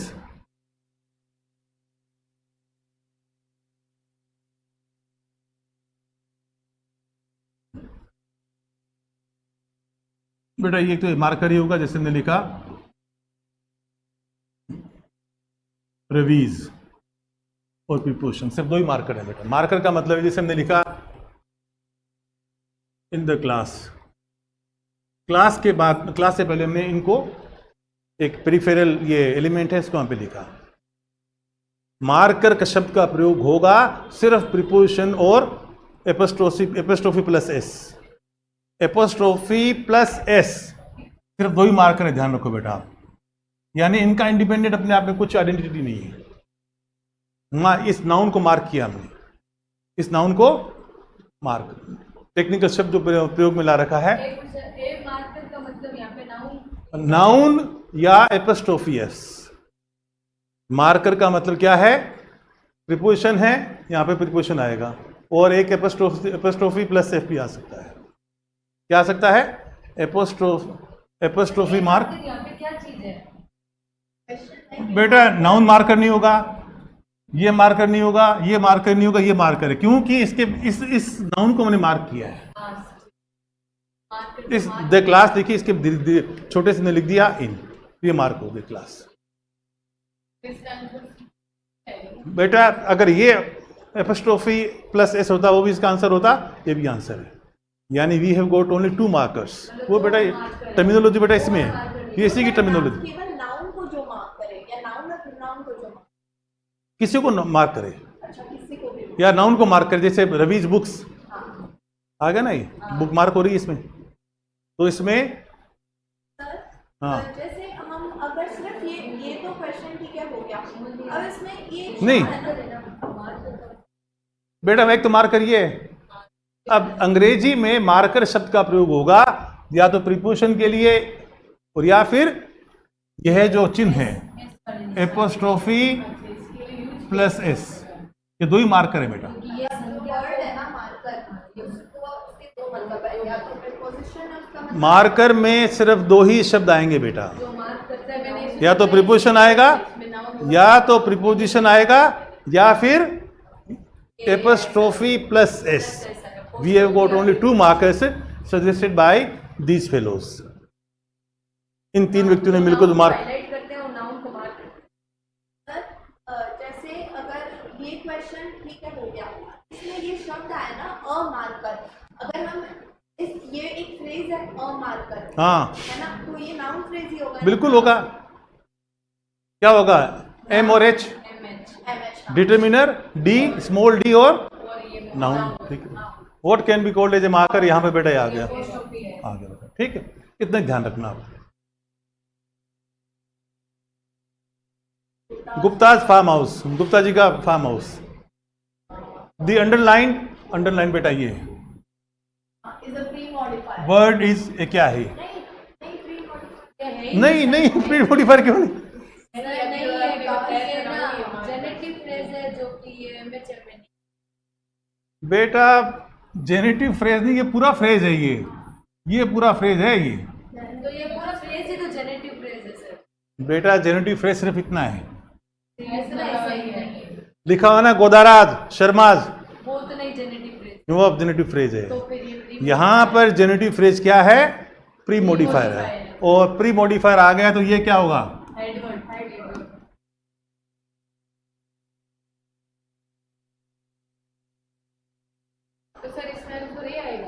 हाँ बेटा क्यों आएगा, ये प्री मॉडिफायर है बेटा ये, हालांकि इसकी स्ट्रक्चर है जीपी, स्ट्रक्चर इसकी क्या है जेनेटिव फ्रेज, और ये क्या है नाउन। सर इसमें एस लगाया हुआ है तो आपने अभी तो बताया था। वो मार्कर है बेटा, मार्कर की कहानी अलग है, मार्कर की बात ही नहीं चल रही यहाँ पे, वो तो मार्कर तो है, ये मार्कर तो है, लेकिन इसका फंक्शन यहाँ पे क्या है, जेनेटिव फ्रेज हमेशा मार्कर से बनता है। जेनेटिव फ्रेज जब भी बनाएंगे तो बिना मार्कर के जेनेटिव फ्रेज नहीं बनता, जेनेटिव फ्रेज प्लस आपके प्रीपोजिशन, ये कहानी अलग आ गई। अब यहाँ पर जेनेटिव फ्रेज का फंक्शन क्या है, जेनेटिव फ्रेज अपने आप में सिर्फ गुप्ताज लिखा, सिर्फ गुप्ताज लिखा, क्या लिखा, कुछ भी नहीं हो तो ये अपने आप में जेनेटिव फ्रेज है, क्या है ये जेनेटिव, जेनेटिव फ्रेज है। लेकिन उसके पीछे एक एडवर्ड भी हाँ उसके पीछे एडवर्ड अगर आ गया तब बन जाएगा ये है, प्री मॉडिफायर। प्री मैंने मॉडिफायर। जो नहीं बोला था वो यही सोच के बोला था कि एक तो जेनेटिव फ्रेज है, इसको कैसे हम एचएम में इंक्लूड कर सकते आएगा नहीं बेटा एचएम में, जेनेटिव फ्रेज नहीं आएगा, बार बार कह रहे हैं नाउन फ्रेज, एडजेक्टिव फ्रेज और एडवर्ब फ्रेज, सिलेबस में दे रखा है बेटा, phrase analysis in terms of MHM, इसमें नाउन दे रखा है ख्याल में सिलेबस में, सिलेबस में सिर्फ इतना इतना डिस्कस कर रखा है, तो बार बार कहने का मतलब ये है एम एच एम किस पे लागू होगा, नाउन फ्रेज, क्वेश्चन हम लोग कर चुके हैं डिस्कस, और एडवर्बियल फ्रेज, ये आंसर है, ठीक है। हाँ बेटा समझ में आ रहा है, या ये क्या खोल के बैठे हो आप सर मैं देख रही बेटा, अंग्रेजी में संस्कृत और संस्कृत में अंग्रेजी पढ़ते हो क्या, नहीं सर सिलेबस था तो उसमें ना फ्रेज का एक टॉपिक है। हाँ बेटा क्या फ्रेजल वर्ब से वो topic। आप संस्कृत का एग्जाम कौन दे, आप दे रहे हो क्या, संस्कृत एजुकेशन में जिनका दिसंबर में एग्जाम है कौन वो है, आ जाएंगे। संस्कृत एजुकेशन हो चाहे टीएसपी हो, सबका सिलेबस यही है बेटा, सिलेबस में अक्षर ऐसे कोई अंतर नहीं, all the topics are there, sir इसका ए और दोनों में तनख्वाह ही बराबर है, सैलरी बराबर है, ऑप्शन ए है सर नेक्स्ट ऑप्शन ए है। ठीक है, स्पष्ट हो गया। गुप्ताज क्या है ये, जेनेटिव फ्रेज है, a gateway to show success, Shri Ram classes happens to be a gateway to show success, एडवर्ड है सक्सेस एडवर्ड द फॉर्मल लेबल्स, फॉर्म क्या आएगा, सर इसका आंसर सर होगा ऑप्शन सी। सी। नहीं बेटा एमएचएम नहीं करना है, ये क्या है ये सर डी होगा इसका आंसर। ऑप्शन सी डिटरमिनर है ना, और ये क्या बेटा, अलग अलग करना है ना, ये नीचे सी का ऑप्शन होगा। पर प्रीपोजिशनल फ्रेज है ना, मतलब टू से शुरू हो रहा है। तो कौन सा इसमें बी होगा सर ऑप्शन, है, ऑप्शन बी। ऑप्शन बी होगा sir B. B for boy, और सर अपन स्कोर भी अगर ओपन करें तो ए है डिटरमिनर, गेटवे जो है वो नाउन है, टू प्रीपोजिशन है, शोर एडजेक्टिव है, और सक्सेस नाउन है। हैं? पर प्रीपोजिशनल फ्रेज बेटा टू श्योर सक्सेस तो बेटा पूरा प्रीपोजिशन फ्रेज ही है, और जो आप कौन सी नई बात बता रहे हो, प्रीपोजिशन के बाद में हमेशा नाउन आती है, श्योर सक्सेस आ गया ना नाउन, क्यों खोल रहे हो आप, सर जो प्रीपोजिशनल फ्रेज होता है उन्हें खोलना नहीं होता। नहीं नहीं क्यों खोलना, प्रीपोजिशन का मतलब ही प्रीपोजिशन प्लस नाउन है, दिमाग में क्या आपके, ये दिमाग में ये भी वो दोनों ही सही लग रहे हैं। आपको टू श्योर सक्सेस में आप इसको फिर तोड़ रहे हो, नहीं तोड़ना नहीं उसको, टू श्योर सक्सेस अपने आप में क्या है, प्रीपोजिशन फ्रेज है, एक प्रीपोजिशन फ्रेज है ये, तो इसका क्या बनेगा बेटा इसमें, सर अगर इसमें ये बी ऑप्शन ना होता, क्यों नहीं होगा, मतलब इन केस अगर ऐसा हो कि अगर बी ऑप्शन ना हो और बी तो के C लिए सही नहीं होगा तो सी सही होगा ना। फिर बी सी, ऑप्शन अगर एब्सेंट है आपने हाँ मान लिया, हाँ, ठीक है, और तीन ऑप्शन है और इसके अलावा चौथा कोई ऐसा ऑप्शन वो ये जानबूझ के दिया है मैंने यहाँ पे आपको उलझाने के लिए, इसीलिए आप बोल रहे हो कि एडजेक्टिव आ गया बीच में, ये क्या है, एडजेक्टिव है ना ये, और ये नाउन है, कुल मिला के हमें तोड़ना नहीं है इसको। तोड़ना नहीं है, ऑप्शन अगर नहीं होगा तो गलत होगा बेटा वो, क्योंकि बेटा यह जो है ना, ये तो ये प्रीपोजिशन फ्रेज की स्ट्रक्चर नहीं है, फिर लिखते हैं प्रीपोजिशन फ्रेज का मतलब है B P plus noun phrase. Noun phrase, उस नाउन फ्रेज में एडजेक्टिव भी आ जाएगा, जो एडजेक्टिव है एडवर्ब है जो, हो जाएगा, ठीक है। तोड़ना नहीं बेटा, तोड़ना नहीं। तोड़ने से रोकने के लिए दोनों ऑप्शन दिए हैं। प्रीपोजिशन फ्रेज को एक यूनिट, एक इकाई मान के चलना है। तो सर अगर हम टू शॉर्ट सक्सेस को वैसे करें कि प्रीपोजिशन और नाउन क्यों कोशिश कर रहे हो आप प्रीपोजिशन को तोड़ने से कौन सी दुश्मनी है आपकी? सर हमने कैसे प्रीपोजिशन को क्यों तोड़ रहे हो आप? सर अगर हम आइडेंटिफाई इसको करना चाहिए कि ये बेटा, prepositional phrase कैसा है? 100 बात की एक बात आ गई, प्रीपोजिशन का मतलब नाउन में शामिल है, इन द कॉर्नर। तभी सर हम पैसिव वॉइस में है ना, जब ये होता है ना ही सेट ऑन द फ्लोर, तो इसका हम पैसिव वॉइस नहीं बनाते क्योंकि ऑन फ्लोर के साथ में ऑन द कनेक्ट हो रखा है, मतलब वो पूरा प्रीपोजिशनल फ्रेज है, वो एक यूनिट है बेटा वैसे, यूनिट है, उसको तोड़ नहीं सकते। ठीक है। आगे चलो, a gateway to show success, functional level क्या आएंगे इसके? एम एम नहीं ये एम एम आ गया, ये एच आ गया, और ये फिर पी पोजीशन आ गई, क्या आ गया? पी अपने आप किया ना आपने, या पूछ के किया? समझ में आ रहा है ये?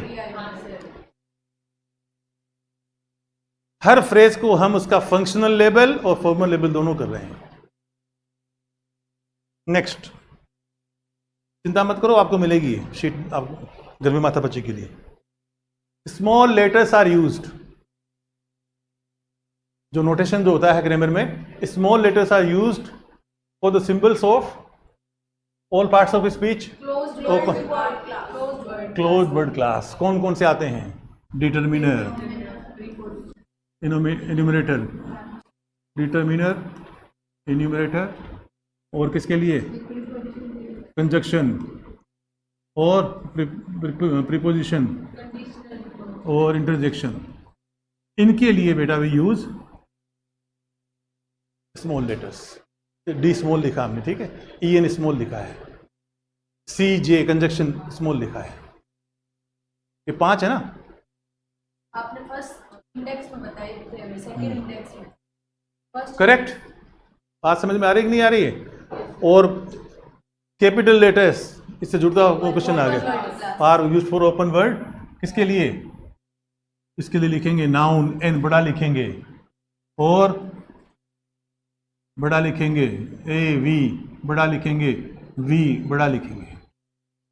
ये किस में आते हैं? ओपन वर्ड क्लास में। सर प्रोनाउंस किस में आएंगे फिर? हाँ बेटा, प्रोनाउन इसी में आएंगे बेटा। ये पी एन, मुझसे पूछ रहे हो किस में आएंगे? प्रोनाउन को घट सकते हो आपने? आज से 100 साल पहले जितने प्रोनाउन थे उतने प्रोनाउन आज हैं। तो प्रोनाउन किस में आएंगे? क्लोज में या ओपन में? क्लोज में, क्लोज में आएंगे बेटा, बंद है इनका। हाँ, ओके। Which is correct? माथा पच्ची करने वाला है ये। Main verbs are in close, main verbs are in close word class.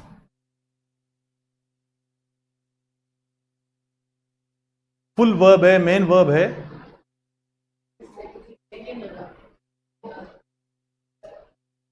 Sir option D, main verb किस में आते हैं बेटा? ओपन वर्ड क्लास में। किस में है? Open word class. Prepositions are open word class. No, ये क्या है? ऊपर वाला गलत है, क्योंकि main verbs are in close word class. ये है नहीं, ओपन वन में आती है सर ये। तो ऑप्शन ये, पोजीशन है ना, वो क्लोज्ड में होते हैं, इसमें लिखा है ऊपर सर ओपन इसमें लिखा which is है, correct करेक्ट लिखा है ना? करेक्ट, ये पूछ रहा है करेक्ट इसमें। सर का मैंने आंसर भी दे दिया, डी तो गलत है सर, मैंने आंसर भी दे दिया D. D, operator verbs are, closed word class, operator verb, operator verbs का मतलब क्या है बेटा? हेल्पिंग वर्ब्स, ऑक्सिलरी वर्ब्स है, ये क्लोज्ड वर्ड क्लास में। ऑक्सिलरीज है, हेल्पिंग वर्ब है, इन दोनों का अर्थ है कि बेटा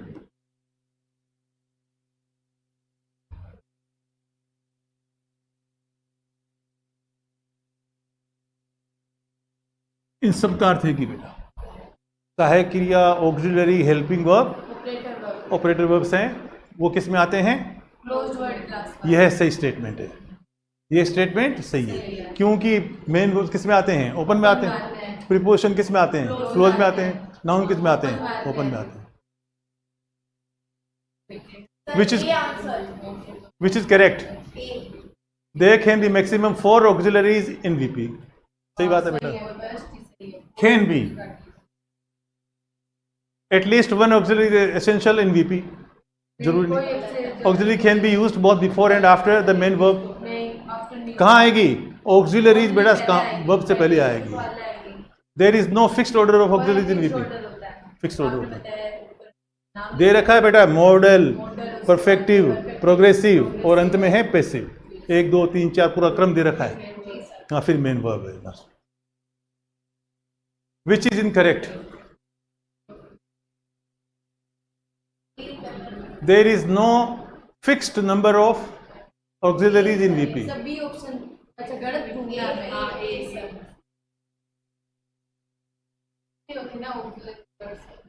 नहीं. फिक्स्ड ऑर्डर ये बेटा. सर ए वाला ऑप्शन ए तो ऑप्शन इनकरेक्ट तो पूछना है. ऑप्शन ए होगा सर. ऑप्शन ए होगा. फिक्स नंबर होता है इसमें. हाँ sir. MV is the core element है बेटा. 4 तो ऑक्सिलरीज होती है और MV. Passive is placed just before the. Passive MB से पहले होता है. ये भी सही है. उसमें लास्ट में देखेंगे ना पैसिव आता है बेटा. Perfective is placed before. Progressive से पहले होता है. ठीक, ये क्रम पहले देंगे. था, बीन बाद में था. हाँ करेक्ट. मिल जाएगा घर पे. फिर इसको इसके साथ कुछ लड़नी है. Open word class the function labels are MMH. MMH. ये M, ये M और ये H.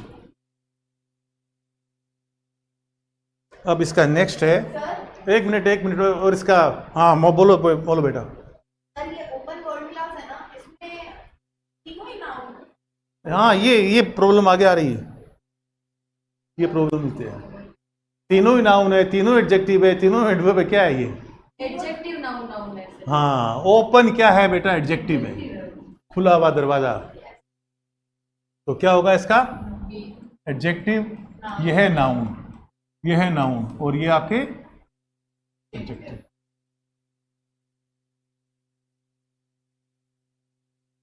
ओपन एक वर्ब भी है. He open the book.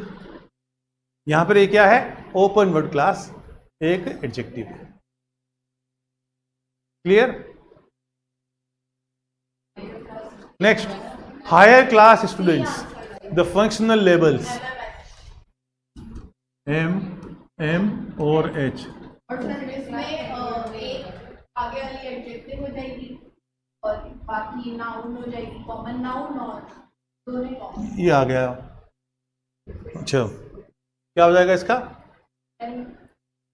इसका ये फॉर्मल लेवल ये बनेंगे.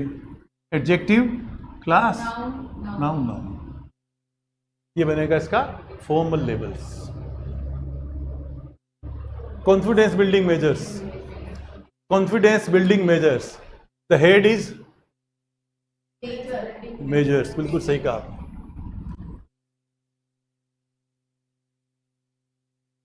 सर इसके फंक्शन तो क्या बोलते हैं, फॉर्मल फॉर्मल लेवल्स क्या आएगा? एडजेक्टिव. कॉन्फिडेंस. कॉन्फिडेंस लूज मत करो आप. Don't lose your confidence.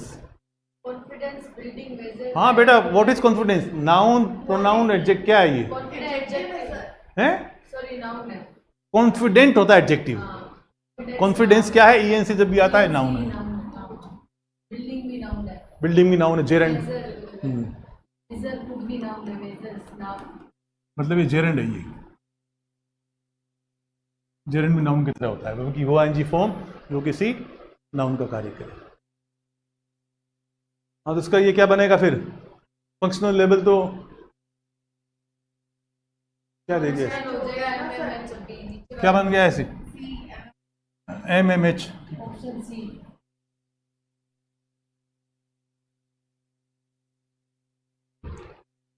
Formal levels क्या बनेंगे? Noun noun noun. Noun noun noun.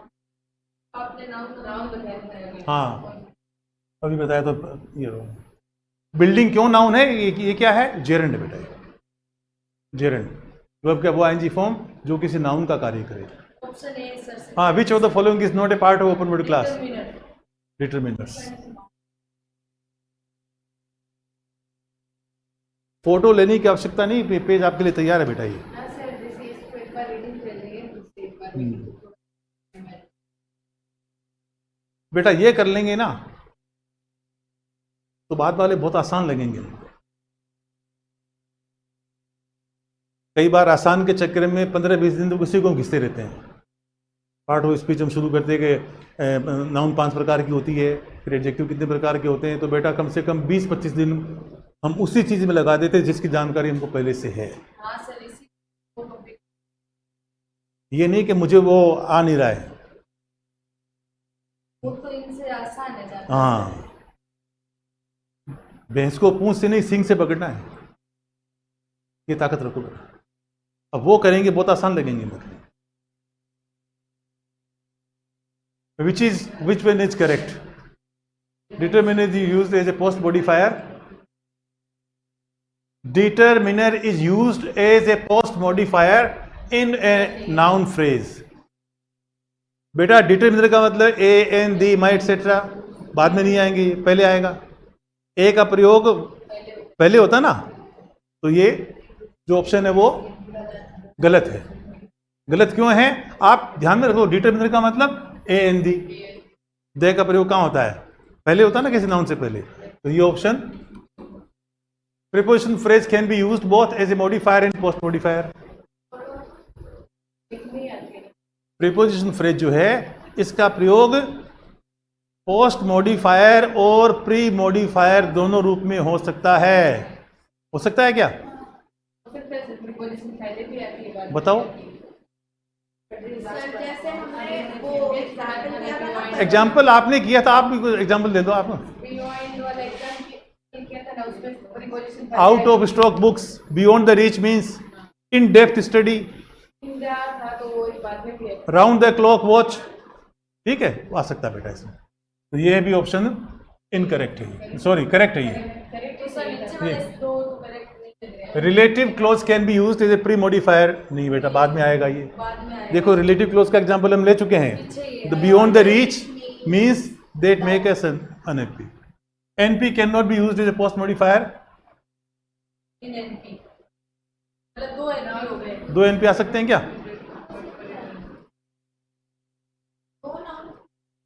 दो नाउन। नहीं सर, हमने डिस्कस किया था कि इसमें ना सिर्फ वो आएंगे, प्रीपोजिशनल फ्रेज आएगा। बेटा क्वेश्चन देखो, NP can not be used, noun phrase का प्रयोग पोस्ट मॉडिफायर में नहीं हो सकता। मान लो आपने लिखा वर्ड क्लास, ये तो दोनों ही, ये हेड है और ये आपके क्या है? मॉडिफायर है, दोनों ही नाउन है। अब ये कह रहा है ये तो प्री मॉडिफायर है, वो कह रहा है पोस्ट मॉडिफायर, दोनों ही नाउन हो, एक नाउन हो फिर नाउन हो, ये हेडवर्ड हो। नाउन आए थे हमने से। हाँ बताओ कौन सा आएगा? नाम तो आता है, फ्रेज नहीं है। हाँ नहीं, नाउन फ्रेज बेटा नाउन और नाउन फ्रेज एक ही बात है। एच हेडवर्ड ही एसेंशियल एलिमेंट है ना, हमने लिखा रवि अपने आप नाउन फ्रेज भी है। बोलो बेटा। तो बी वाला ही सही होगा ऑप्शन। नहीं ऑप्शन तो सही होगा, लेकिन एनपी का प्रयोग, हम क्वेश्चन को छोड़ो आप, क्या नाउन फ्रेज का प्रयोग एक नाउन फ्रेज में पोस्ट मॉडिफायर के तौर पर हो सकता है कि नहीं? असल बात यह है, इसे पिंड में छोड़ो आप। तो पहले कोई एग्जांपल देना पड़ेगा हमें।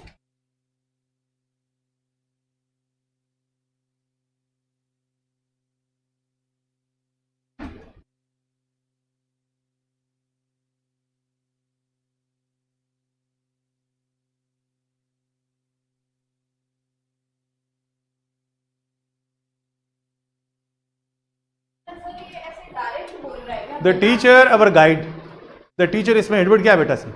The teacher apostrophe noun phrase in apposition, क्या कहलाता है बेटा ये? Noun close in in apposition. Apposition, यह है नाउन क्लोज इन एपोजिशन है, APPOSITION। ये पढ़ाया था आपने जब आप हमें बता ग्रोन प्रोफेशनल में लिखा था मॉडिफाई पढ़ा रहे थे तब आप। The teacher our guide has grown professional, ऐसा कुछ वाक्य हमने देखा था।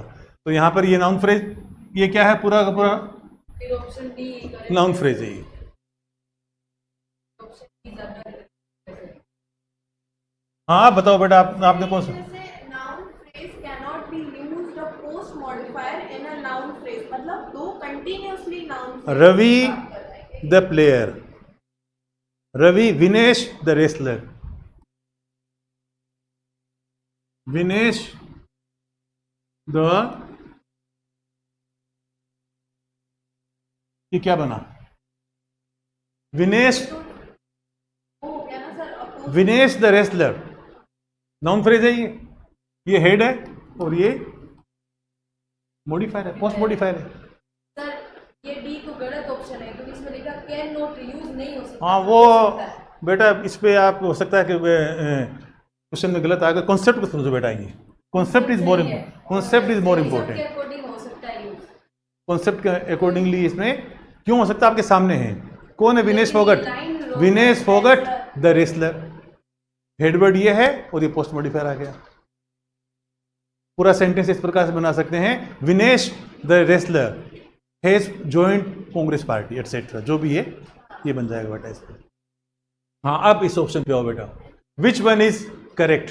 Determiner is used as a post modifier, गलत है। Preposition phrase can be used both as a modifier and post modifier, ये सही है। Relative close can be used as a pre modifier, गलत है।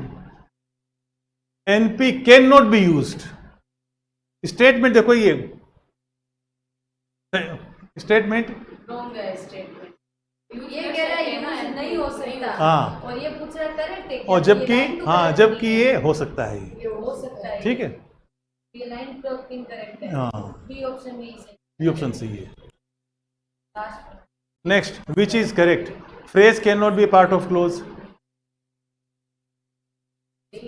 बेटा clause is a group of phrases, एक clause जो आएगा इसको हम करेंगे, वहां पे तो सारे फ्रेज फ्रेज आएंगे, तो ये ऑप्शन गलत है। A clause can not be a part of a sentence, ये भी गलत है। A sentence can be a part of clause, ये बेतुका है। डी हो गई। क्योंकि क्लॉज सेंटेंस का part हाँ क्लोज सेंटेंस का पार्ट होता है बेटा। Beyond the reach means that makes unhappy, सही है, डी बड़ा डी है। A clause can be a part हो ऑफ, सकता है फ्रेज का। वो क्या होगा? Post modifier. क्या होगा वो? Post modifier. आगे चलें,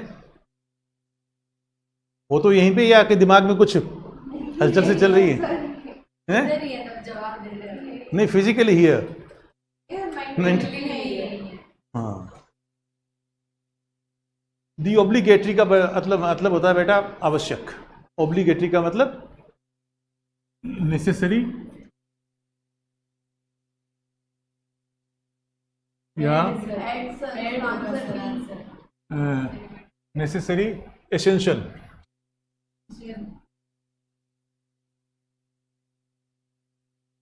आवश्यक, जरूरी,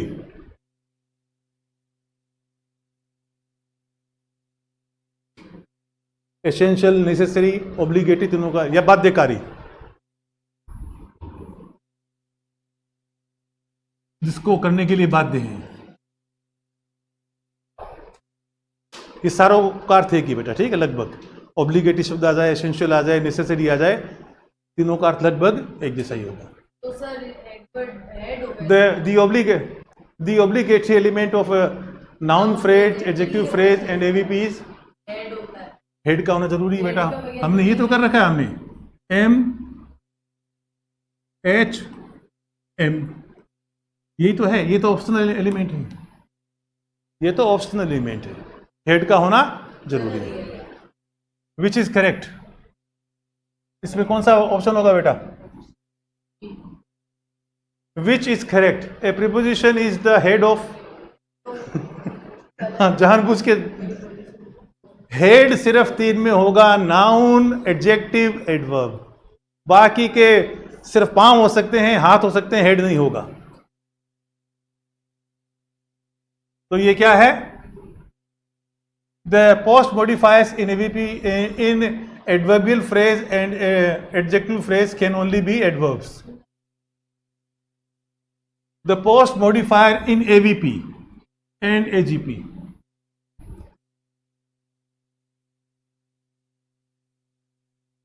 क्या होंगे?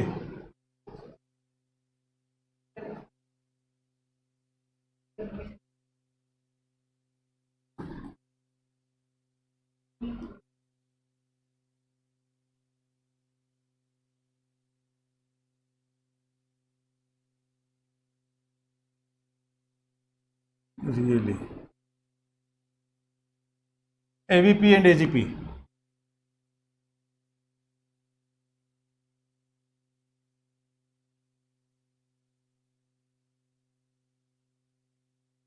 ये दोनों फ्रेज है बेटा, really good indeed, really good indeed, really slowly Indeed.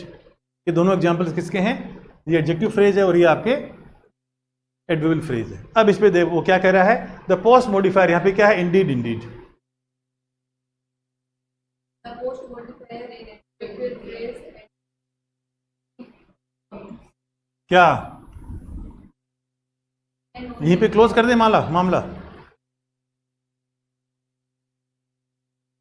तो ये कह रहा है कि एडवर्बियल फ्रेज और एडजेक्टिव फ्रेज का जो पोस्ट बेटा इसमें यह भी ऐड हो सकते हैं, really good for us, really slowly for us, यानी इंडीड के स्थान पर इनका प्रयोग भी हो सकता है, यानी प्रीपोजिशन फ्रेज भी आ सकता है।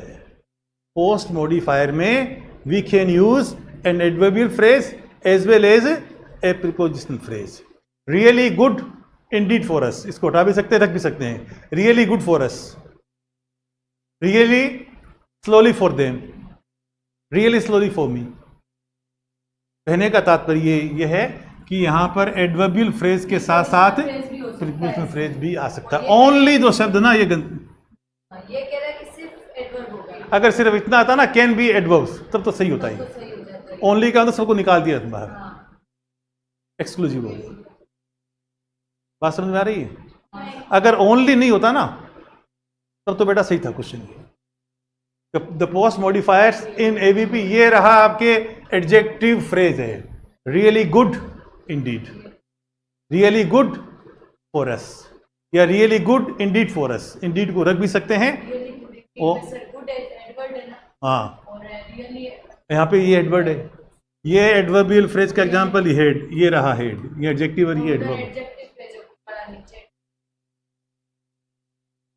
तो यहां पर आंसर ये होगा कि in addition to the adverbial post modifier में क्या है?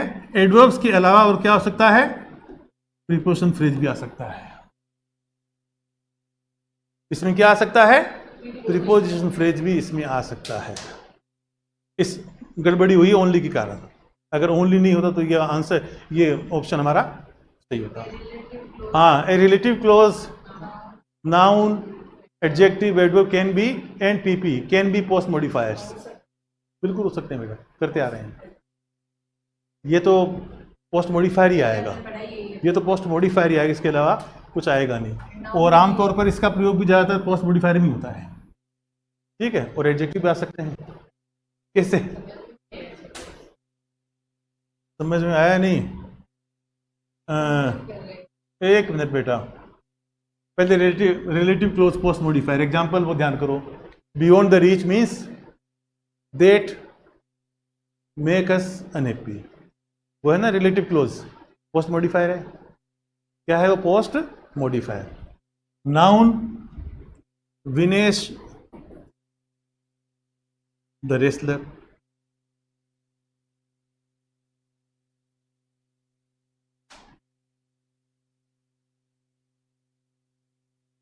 ये नाउन आ गया बेटा, आया कि नहीं आया? Vinesh the wrestler, noun in apposition, noun in apposition. अब एडजेक्टिव, एडजेक्टिव का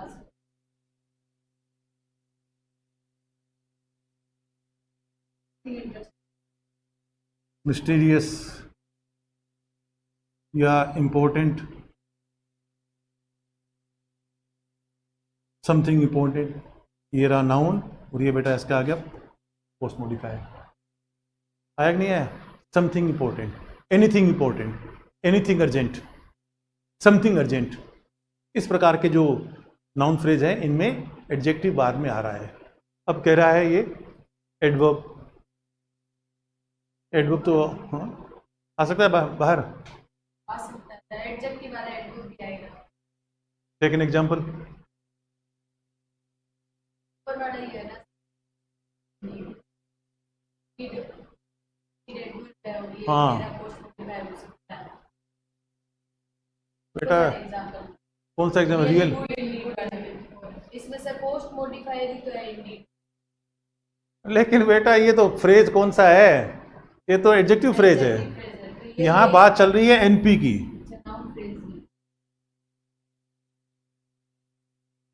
नाउन फ्रेज की। रियली गुड बुक इंडीड भी तो हो सकता है। Really good book Indeed. अच्छी बात है बेटा, बिल्कुल आ गया। रियली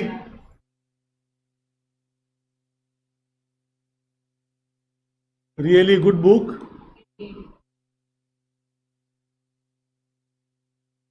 बिल्कुल सही कहा आपने। ये क्या है? पीपी का एग्जांपल है ए बुक ऑन। पहले ये देख लो बेटा, रियली गुड बुक, ये नाउन आ गया। और वो ये क्या आ गया? एवी बेटा। ये इसका क्या बनेगा? एम एम एम एच और एम। ये आ गया। समझ में आ रही है?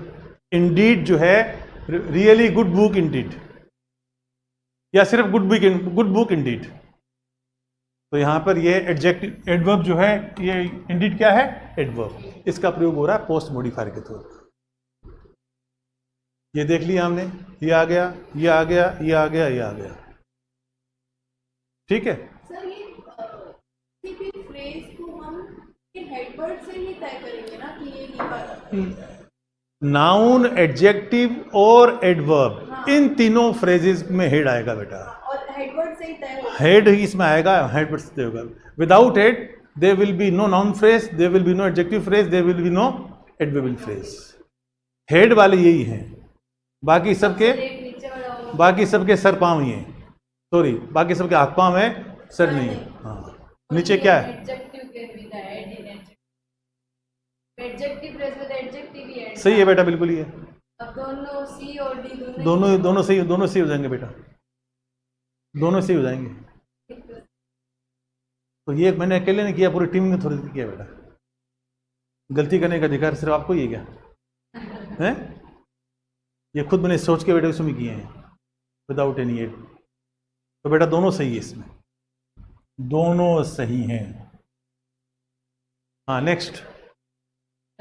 Only an adjective can be the. Head in adjective. हाँ बिल्कुल, बिल्कुल होगा बेटा। नाउन फ्रेज में नाउन हेड होगा, हेड नहीं, उसमें बेटा वो प्रोनाउन हो सकता है।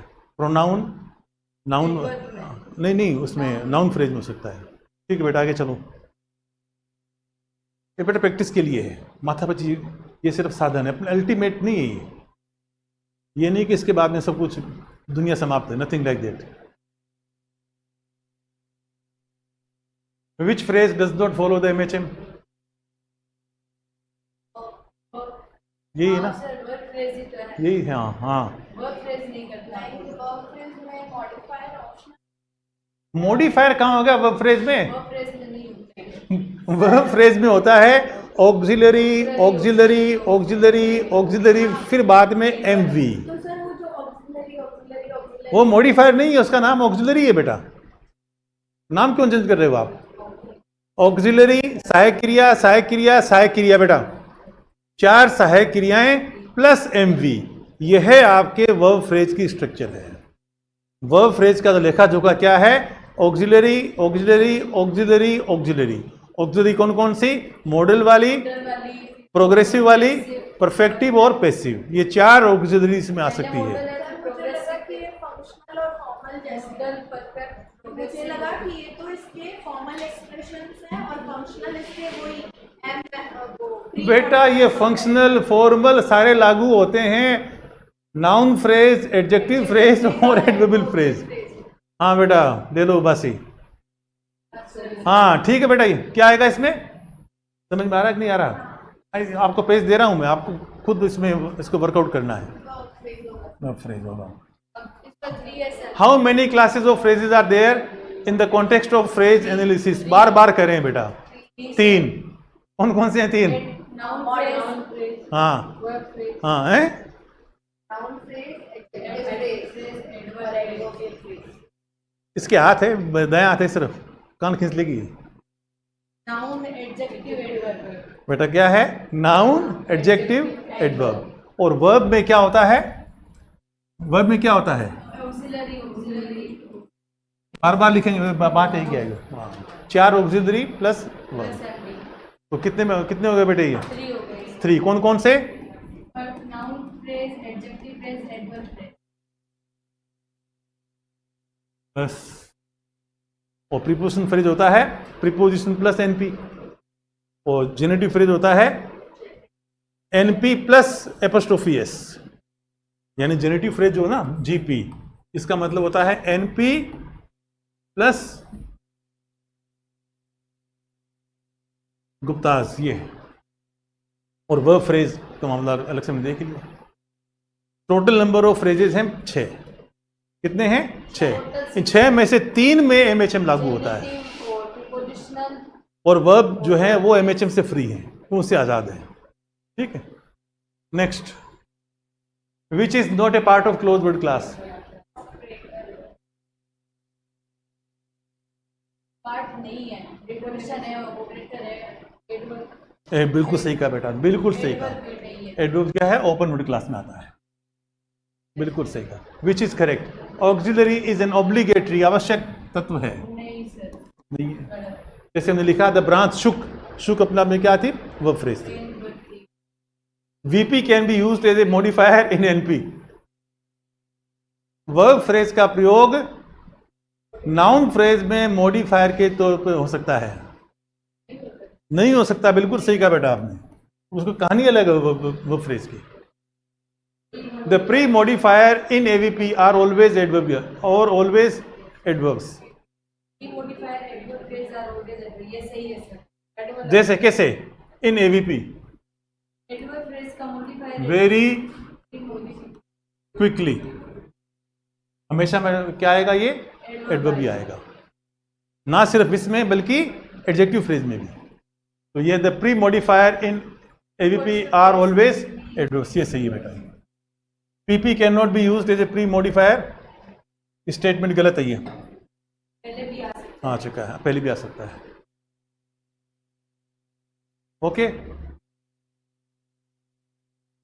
Which is not correct? We can not coin new words in close class.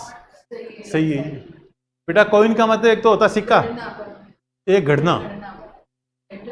घड़ना किसी चीज को घड़ के सुनाना, बनाना, क्रिएट करना।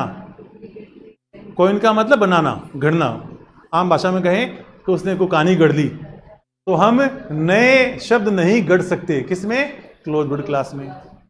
नए प्रीपोजिशन नहीं गढ़ सकते, नए डिटरमिनर्स नहीं गढ़ सकते, नए प्रोनाउन नहीं गढ़ सकते। Determiners are more obligatory than adjective. ये बात भी सही है। कैसे? कैसे सही है? सर क्वालिटी बताएं ना। नहीं, डिटरमिनर फिक्स्ड है सर, वो फिक्स्ड क्लोज वर्ड क्लास। देखो,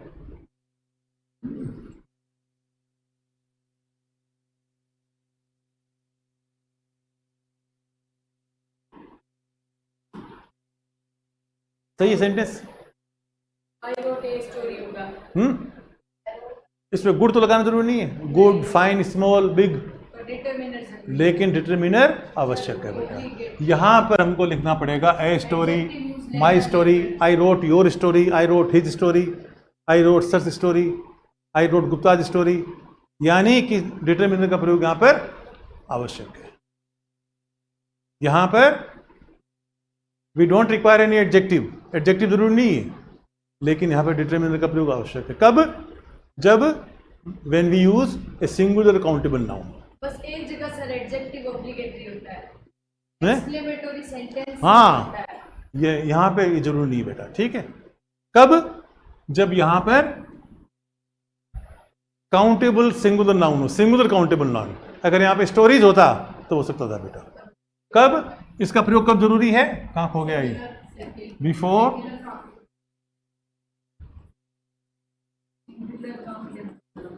सिंगुलर काउंटेबल नाउन। इससे पहले इसका प्रयोग जरूरी है। इन्यूमरेटर्स इज इन क्लोज क्लास, सही है। क्लोज नहीं है। क्या होते बेटे इन्यूमरेटर?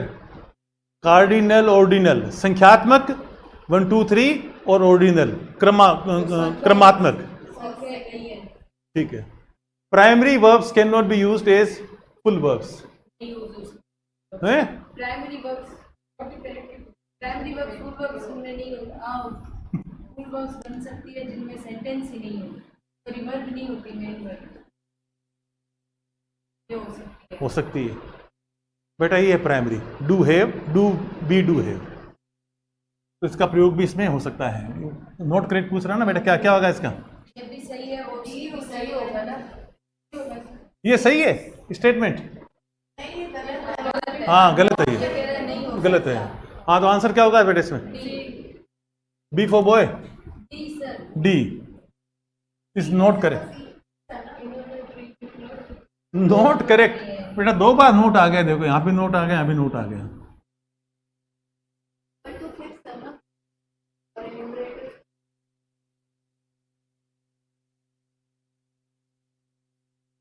क्या आएगा इसमें आंसर? डी आएगा सर। डी फॉर डॉग, ठीक है बेटा। Primary verbs can not be used as full verbs, ये स्टेटमेंट सही नहीं है, नहीं नोट करेक्ट है, ये है नोट करेक्ट है। इतने घुमा फिरा के तो बेटा आईएएस में पूछते होंगे। 2 बार ध्यान रखना, नोट करेक्ट और ट्रू और करेक्ट का ध्यान रखना। हाँ, the obligatory of an auxiliaries,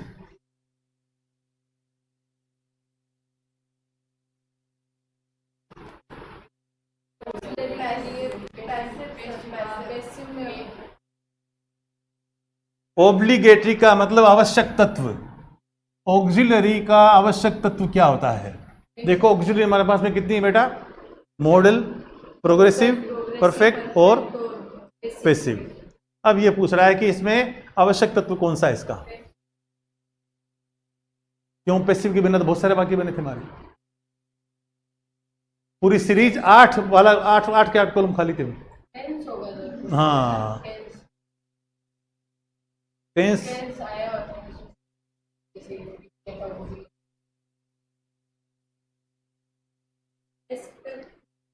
aspect बेटा सिर्फ 2 ही ध्यान रखो। एस्पेक्ट कहाँ लिखा हुआ है?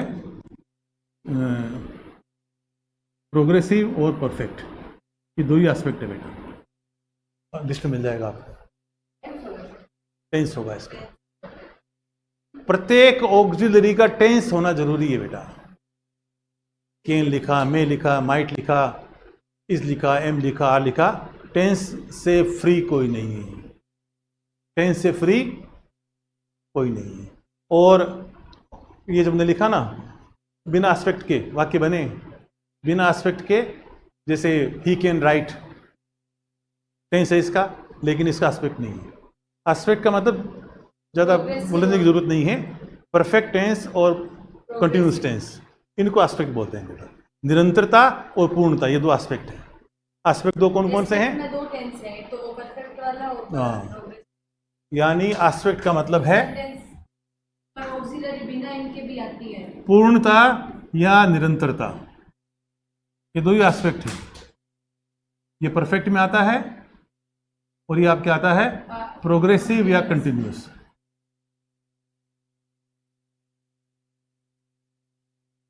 तो क्या आएगा इसमें? टेंस आएगा बस। क्यों आएगा ये भी जस्टिफाई कर दिया। और ये जस्टिफाई क्यों कर पा रहे हैं? क्योंकि बेटा आपने कहा इस लिस्ट का क्या करेंगे, 16 वाक्य पकड़ा दिया आपने, कौन से बैग में रखेंगे इसको, माइंड के कौन से खांचे में इसको रखें? ये जरूरी बेटा इसके एनालिसिस के लिए। Next, which is not correct? Main verb is obligatory in VP, सही है सर। जरूरी है। Perfective aspect can occur before modal verb, model in VP. बेटा मॉडल पहले आता है, देखो पहले आएगा मस्ट हैव, हाँ, मस्ट हैव। ये क्या है? गलत है बेटा, रॉन्ग है। हो गया। और passive comes at the end of auxiliary, सही बेटा, हाँ, ये लास्ट में आ रहा है, एमवी से पहले आ रहा है। Progressive aspect comes before perfective aspect. पहले तो वो है। पहले वो है, तो इसमें कौन सा ऑप्शन सही होगा? नोट करें कौन सा है, डी वाला। Perfective aspect B.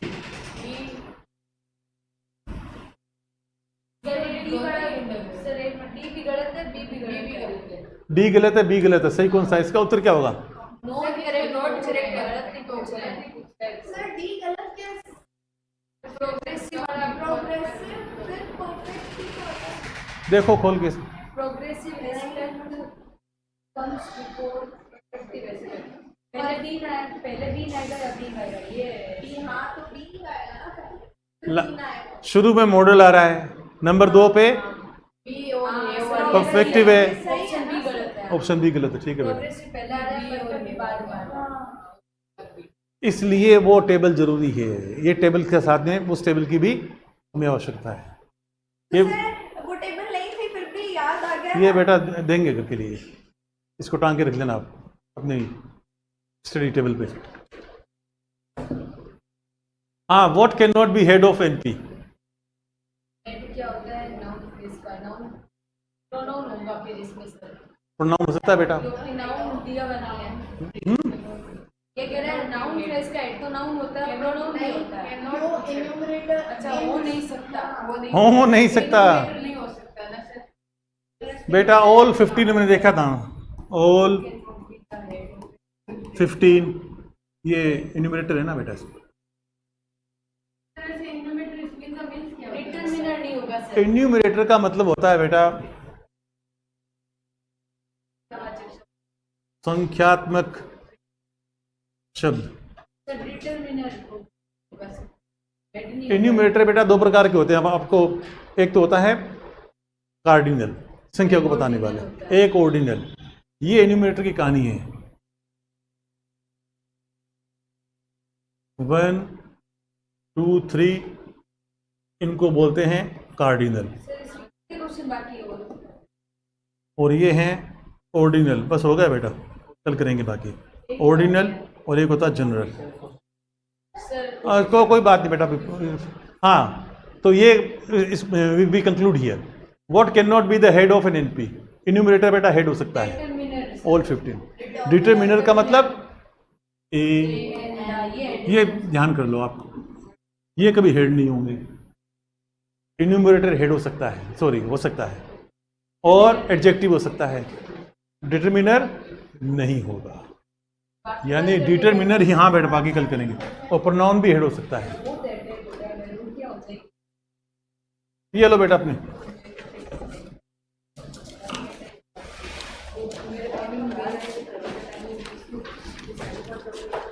हाँ बंद कर दो इसको।